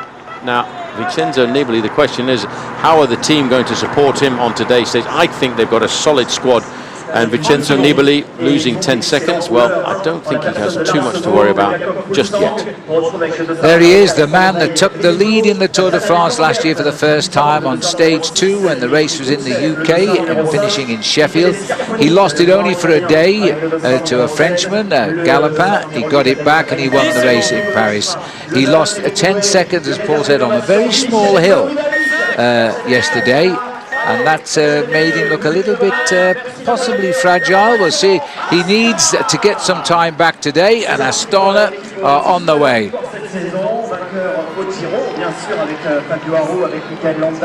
And they've got a full squad of riders here, Astana. Yes, they're one of 12 teams starting with a full complement of riders, and they've got firepower as well. Last boom, Jakob Fuglsang, Andrei Grivko, Grustchev of Kazakhstan, Tanel Kangert from Estonia, who's a very good time trialist, Michele Scarponi, Rem Taramay, a good time trialist too, and Louis Vestre. As we go back a little further up the road after 5 kilometers, this is the organization of Team Trek Factory Racing. Andrei Greipel we've cut to at the moment, and it looks to me as though that we've got riders. This is Lotto now coming up towards the finishing line. Andrei Greipel is going to be the 5th man. They've really got to nurse him up, because as I said so often, Phil, this is a very difficult discipline. It's not about being the strongest man in the group, it's about being the 5th strongest man, which is why they wait for the clock to stop to represent the strength in depth of a team. Thomas de Gent doing a phenomenal job on the front. This man has really worked hard since the start of the tour, but just crossing the line there. I tell you what, I have to say, I think Andrei Greipel really pulled himself inside. Look at the face on him, just in about 5th position there, with that black tip to his helmet. A huge effort there for the 4th best time thus far of the 7 teams at the finish of the 22 teams in the race. So expect to see the teams that carry the individual favourites for this race to really turn on the style. And the first one's on course now. That's Astana for Vincenzo Nibali. We should have the French team just about ready to start now, down in Vannes at the start, and there they are as we see them now. And they've had a very good tour so far. They've kept their 9 riders intact, I think. Oh, we lost just the one with the crash, didn't we? Yeah, Nasser Bouhanni was the rider who crashed out very early on in the northern part of France, and the man who was expected to bring home the glory. And if you're looking for a man to get the award for the best full set beard in the Tour de France this year, I think that would have to go to the leader man, Geoffrey Soupé. He's over on the left-hand side. So Cofidis ready to start now. They've got a possible challenger for the overall as we go out, but nothing long-term, let's face it. This is the popular French team from the north of France, although we're over in the west side now. They'll be very popular here.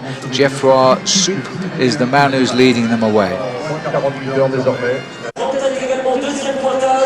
Chavanel is the man in second position. You can just see how hard this time trial has been. They're looking to rival the time of Lampre Merida, 33.03. And again, it's a question of the 5th man will stop the clock.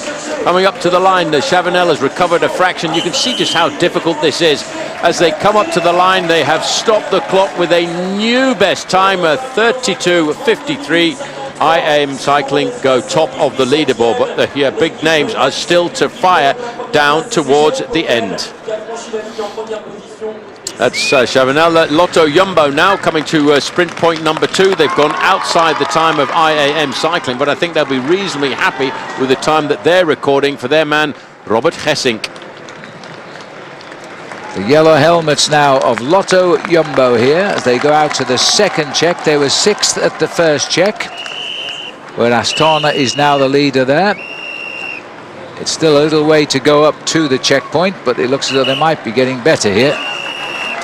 Yep, one rider pulling over to go around the roundabout a slightly different way, but there as we stop the time check there, they are keeping themselves high up in the overall standings. Just a quick look down there. Vannes, the 12th of juillet 2015, as we now know that this is a very important rendezvous for the Tour de France on the eve of the first individual rest day that the riders will have before we charge into the heart of the Pyrenees for 3 days. The first day is rather a strange day with a longer flat stage with just one climb down towards the end, but it's a climb that the Tour de France has never ventured up before. As we go back here to look at the back of Vincenzo Nibali, the climb at the end of the first day is to the summit of La Pierre Saint-Martin. It's a 15-kilometer climb after the rest day, and that will be a bit of a shocker now.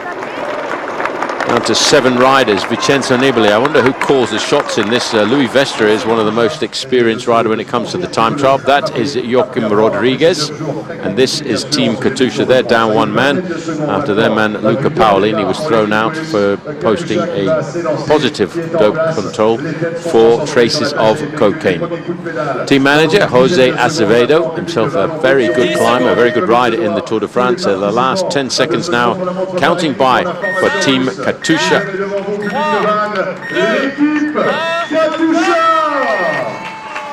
So the Russian squad, Katusha on the road, 17th overall at the start of the day for Joachim Rodriguez. He's around about 2 minutes down, but he's got himself a stage victory so far, and that was at the summit of the Mur de Huy. There he is, number 91. And again, a chance to see the huge crowds turning out at the start here in Vannes. It's a great day out, the team time trial or even an individual time trial as well, because you get a chance to see a long moment of cycling. Each team going out at 5-minute intervals.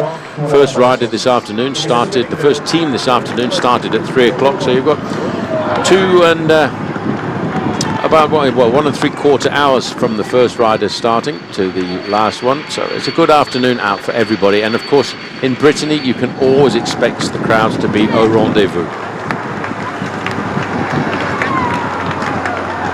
Well, it's interesting to see that as we look at the time checks going through there, that Astana, despite looking a little bit raggedy going through the first time check, that they were the best time, just 1 second faster than IAM Cycling. IAM Cycling have got the fastest time at the finish, 32 minutes and 53 seconds. As we go back to have a quick look at the organisation, Gianpaolo Caruso is the rider on the back wearing number 92. Slipping back, Jacopo Guarnieri of Italy. The remainder of the riders now this is what a team time trial should look like. A nice long line, one rider doing the turn, and you can see just slipping away. He's one of the experienced riders, Lars Boom. Drops to the back and then gets into the line of his other teammates, and while he sits there he'll be recuperating a little bit. He'll find his not quite as hard to sit there, maybe 25 to 30% less energy being dispensed by Lars Boom as he recovers, and he allows his teammate on the front. Coming back there, Vincenzo Nibali, he's also done his turn and he will get into the slipstream. Now these boys are going to have to recover from the shock of losing 2 men rather early on there. Astana are best time at the first check. Well, despite the fact that they lost that man, and I think really Reim Taaramäe got lost from this group because his teammate, who was supposed to be the rider to get onto the wheel, lost the wheel and wasn't able to communicate with Reim Taaramäe. Now you've got to be really honest in a team time trial like this. If you're not feeling good, you've got to shout to your teammate to allow him to get onto the wheel. Looking at Czech Factory Racing here at the moment, as we see Jens Voigt's former team now doing a good ride. They're improving all the way, Jens. I guess then their tactics, they had an easy, steady start, saving some energy to the end, because the second half of the course is the important part of it. And it's not the strongest team, or it's not the team with the strongest individual riders winning to do it. It's the most balanced team, the most well-balanced team having the best time today, and hopefully the boys doing a good job here. Yeah, but Jens, you know about that from riding with Crédit Agricole in the past, and with Fabien Cancellara. Fabien Cancellara must have been sort of the metronome in this team, the guy who shouted out the rhythm.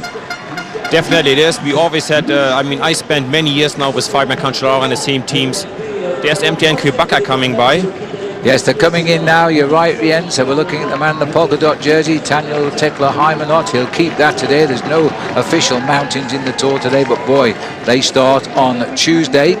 And Bosenhagen bringing them up towards the line here. They've had a good ride, Paul. We're comparing them to the best time in IM Cycling, and they're currently coming up in 3rd position. They might just slip away, though, as they come to the finish. Yeah, I think they will have benefited from the experience of the man there with the Norwegian flag around his shoulders, and I have been told that he's really enjoying himself with MTN Quebec. He really enjoys the spirit that the team is bringing to cycling. So they slip away a fraction in the last 200 or 300 meters. They're a little bit off the mark of IAM Cycling. They stop the clock there with the 8th best time, 34 minutes and 11 seconds. Now this is an interesting team. An important ride now is expected for Movistar. Jose Luis Arrieta is the team manager. That is Nairo Quintana, and there are plenty of Colombian spectators and supporters out to support that man.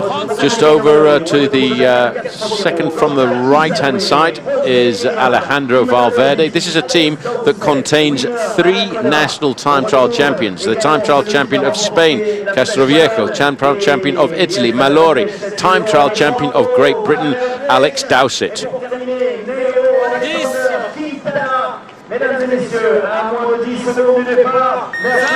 We're looking at the faces of Movistar here. Important team time trial for these boys, and that man in particular, Nairo Quintana, Paul. They're going to have to guide him around a team time trial course. If anything, try and gain a few seconds rather than losing them.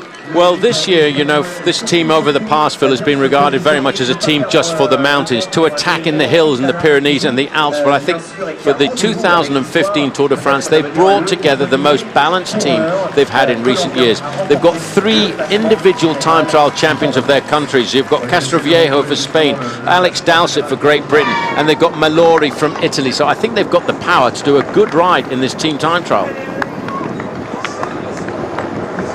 Well, we're watching the concentration now, and that is Vincenzo Nibali there. Astana heading up to the 2nd check, and when they get there, we'll see if they're held on to the game, having lost 2 men. Well, they're now looking very organised, despite the fact that they've lost 2 men. I think really if there'd been a bit better communication, they only would have lost 1 rider in that situation. But, you know, at 50, 52 kilometres an hour, it's very difficult if you make that mistake and somebody doesn't call the team to slow down a fraction to allow somebody to recover. And that's what happened, I think, to Raim Tarameh. That's what it appeared to be anyway. But now they seem to have got themselves just that little better organised. They're looking now to challenge the time of IAM Cycling. They're the best team at point number 2, 22:16, and this is a very, very good time. Call him JC Perot, another one of the great time trial specialists, getting the nod there from Michael Querel. He's a Breton, number 14. He just wasn't able to make the junction. You've got to shout to your teammates when it's like this. You might be on the river, but you've got to tell them, move in, because normally when you're sliding back, as you can see Christophe Riblon there, number 17, you count the number of riders coming by, and you're expecting it to be 8. But if one of your teammates is struggling, you're hoping they'll give you the shout to get straight into the slipstream, because it's tough if you miss the slipstream at speeds like this. They're looking at 22 kilometres to go. Tinkoff Saxo will be the next team. Just 3 teams left to start now. Tinkoff at 25.2, BMC at 22, and Team Sky at 1/4 2. So AG Tour out on course, and Team Katusha is heading up to the 2nd checkpoint. Still the best time there by Astana. Katusha haven't really got a man for the occasion. They'll just do a solid time, I think. They're not going to challenge the leaderboard here. This is at the top of the climb, the Côte du Cadoudal, just outside of Plumelec. So, waiting for the confirmation. Looking at the face of all of these, best time has just come through for Movistar. New best time, 21 minutes and 54 seconds. Well, they've come to the Tour de France this year with a strong squad. And Phil, just looking at these crowds, it reminds me of when I raced the Tour de France. Whenever the Tour de France came into Brittany, the crowds were au rendezvous, as they say in French. Well, they're doing 41 kilometres now and climbing a slight hill here. Just about enough room to change partners at the front. A little bit of a gesticulation there, which was coming from Izagirre.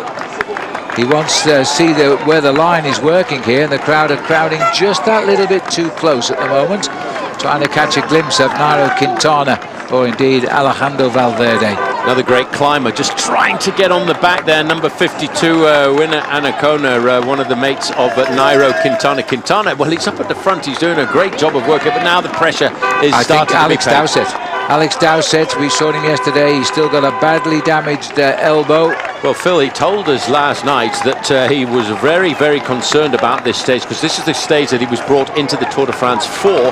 And he actually, you see the low-profile handlebars the riders have got in the middle. He was actually cutting a small hole into those bars to, well, this is not very good. This is a bit I'm raggedy. not sure they were actually waving at the crowd. I think they were trying to wave at the guys doing the pacemaking, say, hang on, guys, you're splitting the team up. Well, this is bad. This is not good organisation there. They're looking over their shoulders. I'm trying to see who the rider is who's blown them apart there. But it may well be that it's number 51 himself, because I think it's Valverde who's done the damage up there, and Quintana's trying to hang on to him. Yeah, that was just a little bit of excitement there. Valverde and Quintana so much stronger now. This is not the good thing to do. They've done so well so far, Phil, to post the fastest time with that intermediate time split. That little fellow on the front's Castroviejo. It's him that split the team, and the other two team leaders are trying to put it back into order. Well, then again, you've got to communicate. You've got to shout to each other. But, you know, going through a crowd like that, it's very difficult to hear. If a teammate shouted to you, slow down, back it off a bit as we go to the finish line. Cofidis, well, they're not the team that expected to set the race on fire here this afternoon, but having posted the fastest time, it's now going to be survival bit out there, Phil, for Team Movistar. Well, this is Team Cofidis arriving, and they're not a danger to the leaderboard at all. They're racing the 13th finish as they come through. They were 15th at the second time check, and the 13th now at the finish. Well, down to five riders, Cofidis, as they come up to the line. They have lost a little bit. Now, the penultimate team to start, world champions of the discipline, all riders present and correct, BMC Racing. 10 seconds for Van Garderen, Rowan Dennis.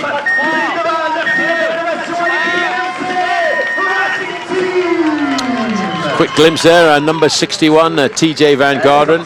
Just having a look to see who leads them away here as they get themselves well organised. They won last year the World Time Trial Championships, and that was in Ponferrada in Spain, with a 30-second beating of everybody else. Today they know how important this is. TJ Van Garderen starts the day up in the overall standings, position at number 3. He's looking for 13 seconds on Chris Froome, and he knows this is an important day for him.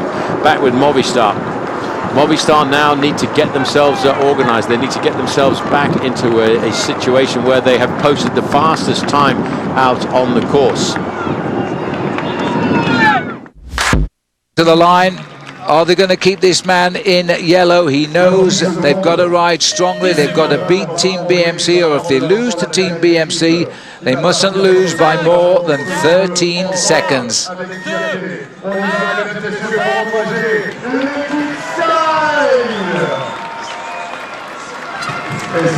And I do believe the biggest applause there for Team Sky as they go away. Now they were beaten by Team BMC in the World Championships. They only finished 4th, Team Sky. Now they don't want that to happen today. No, they don't. It looked like Geraint Thomas from Wales was the rider leading them off the front. Olympic gold medalist from London back in 2012.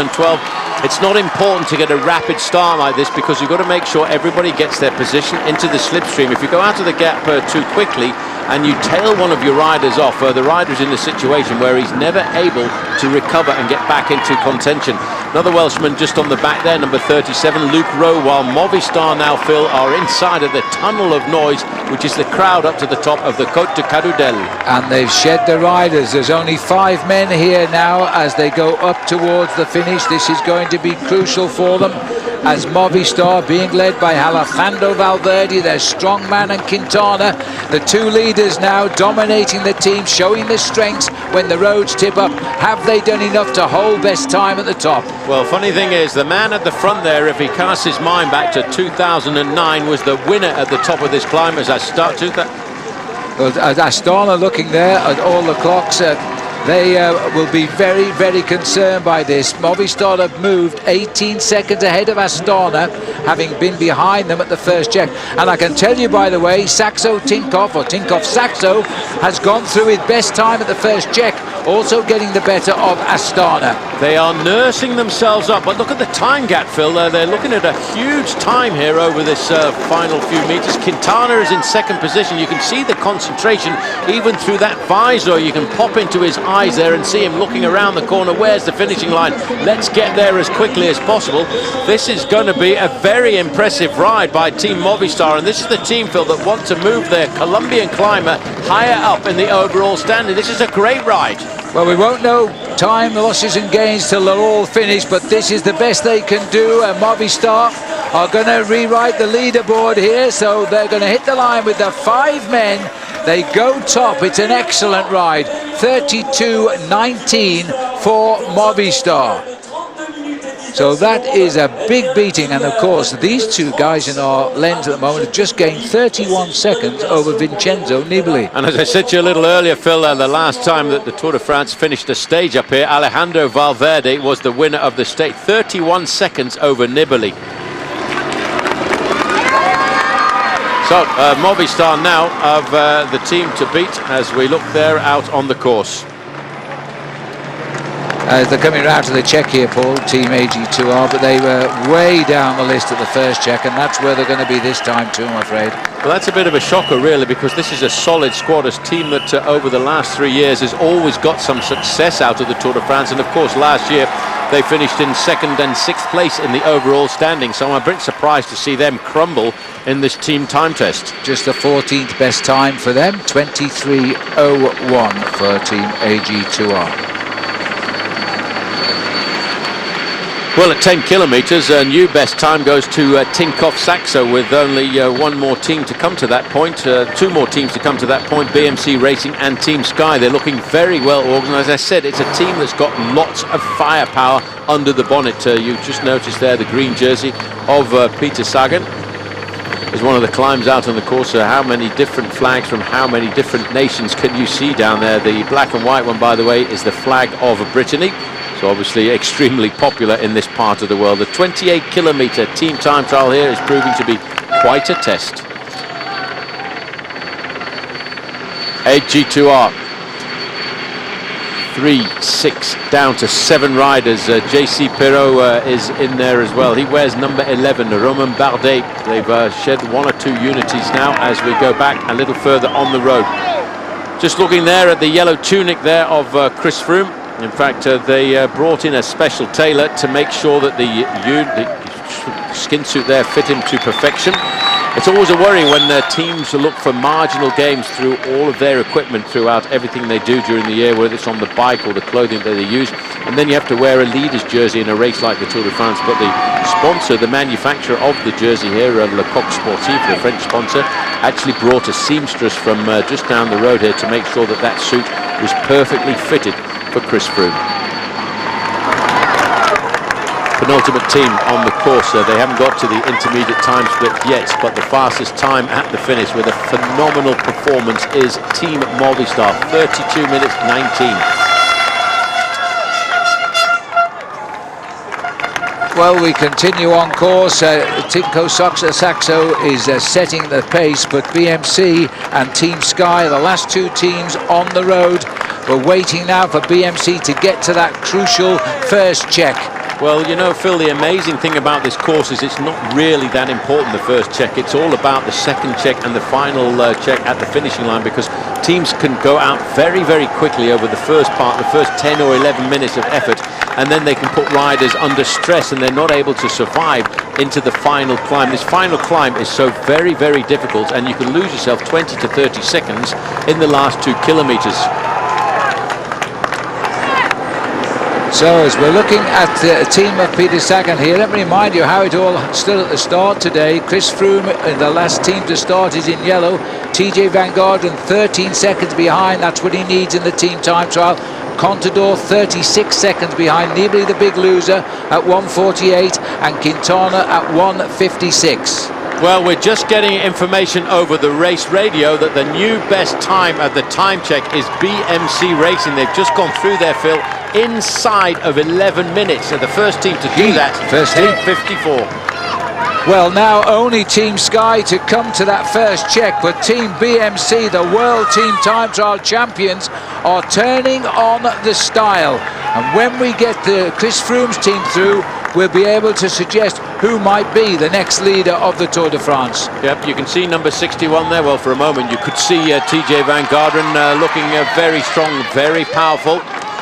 Well, that's an amazing lead there by BMC at the first time check out on the course. This is Etixx Quick-Step. Not a bad ride for them either, you know, because Etixx Quick-Step, a man down, a very strong man down. They're missing the man who led this race, and that, of course, was Tony Martin, but they are great. They were the team that won the World Time Trial Championships twice when it was first organised in 2012 and 13. But they were beaten in that discipline in 2014 by none other than Team BMC Racing.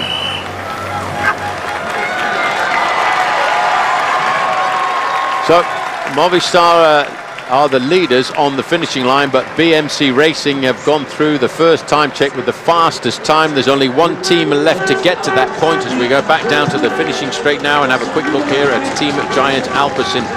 Not a bad ride for them either, Team Giant Alpecin. The white jersey there on the shoulders of Warren Barguil. He's a great prospect for France for the future, and that's why these guys, who are really pretty much a team built for the flatlands and for riders like John Degenkolb, I think have really risen to the occasion. But it's such a painful finish to the top of the Côte du Cadoudal. And this is Warren Barguil here, who is, every second counts. They've got to get him up. John Degenkolb there, boy, it's hurting, but he's crucial. Time taken on the fifth man. They've all got to hang on in there, but they're using their team leader here, Warren Barguil, to bring them up towards the finishing line. Doesn't want to concede too much time today. Barguil looks at John Degenkolb and decides he may have to do it all himself. He's checked the last man, the fifth man, coaxing him along. Yeah, but how easy does Warren Barguil look there in that white jersey? He's borrowed that, by the way, because he is 56 seconds down on Peter Sagan in that competition, but he looks so easy. This young guy, I think we're going to talk about him a lot in the future. Well, they come up, they hit the line, they've lost 1:32 to the big contenders on Movistar. That is not good, whichever way you look at it, for Giant Alpecin, and in particular for Warren in the front there. Let's go back out to the flying figures here of Tinkoff Saxo. Well, if you talk about Manchester United, or if you talk about Barcelona as football teams, this is one of those teams that we're looking at here in the sport of professional cycling. Alberto Contador, Peter Sagan.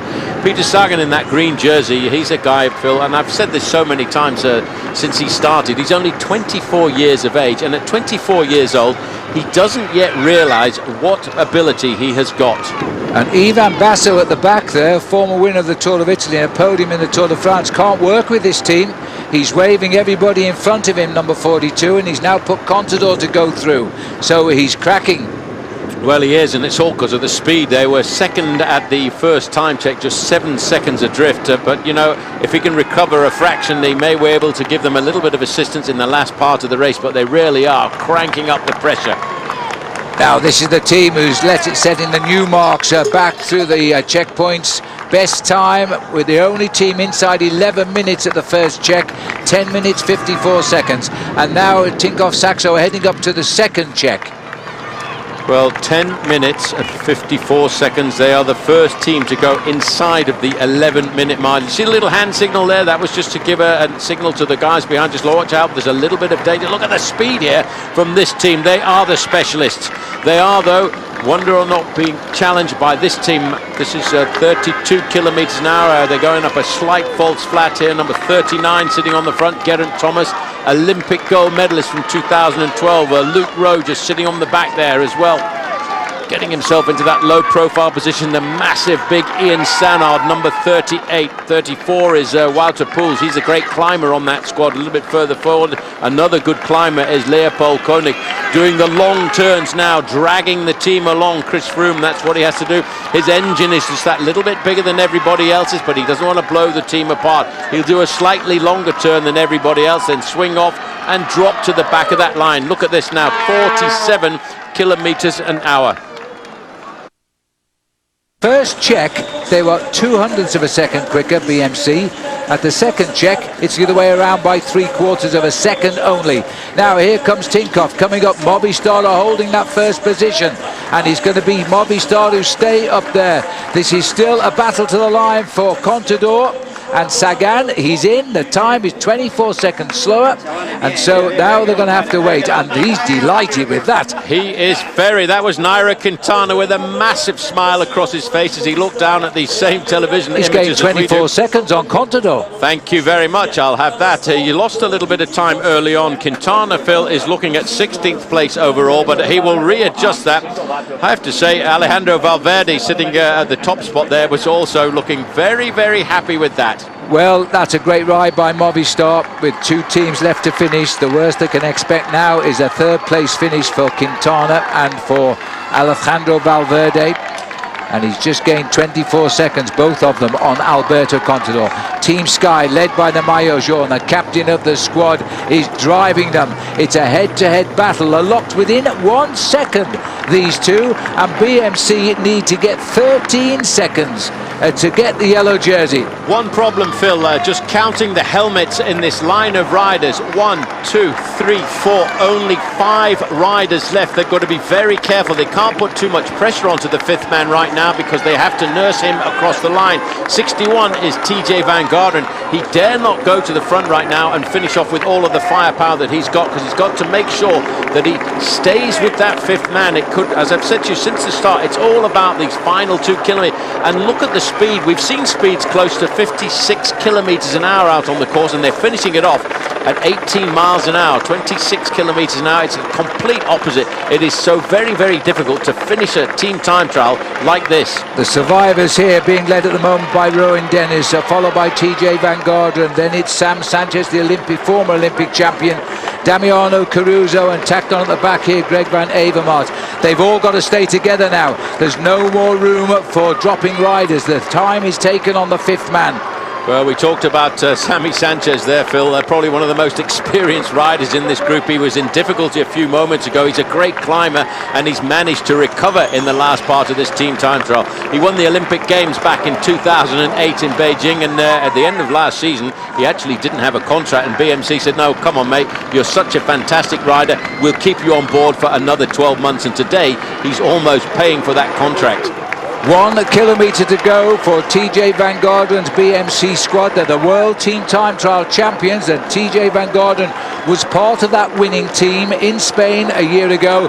But now he wants to set not just the best time, but he wants a gap of 13 seconds on Team Sky to don the Maillot Jaune. And that's looking a little bit difficult right now. Well, it's all about how they digest this final few kilometres. It's a horrendous way to finish. You look at that average speed, you can hardly believe that. You could probably do that yourself if you were going down to the shops, but you wouldn't be able to do it going up this climb, the Côte de Cadoudal.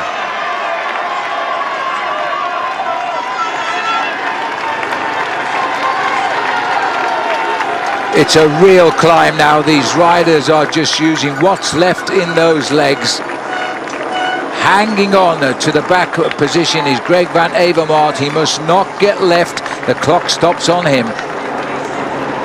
We're going to face that. So Rowan Dennis on the front as well, the first leader of the Tour de France, and the reason he's turning himself inside out right now, Phil, is because he wants TJ Van Garderen to be the new leader of this race. 450 meters to go. You know, on the flat, it would only take them about 30 seconds. It's going to take them close to a minute now. Well, they're going to be the best time, and then we're going to have to wait for the arrival of the last team, Sky, to see who is the next leader of this tour. BMC have done the best. Look at the face here of TJ Van Garderen. His mouth opening and closing like a goldfish as he races up towards the line. Well, a great job done also by Sammy Sanchez. They're around that corner. It's horrendous here, Phil. It is so steep. It's close to 12% as they start to dig. Sammy Sanchez just trying to stay on the wheel there, number 66.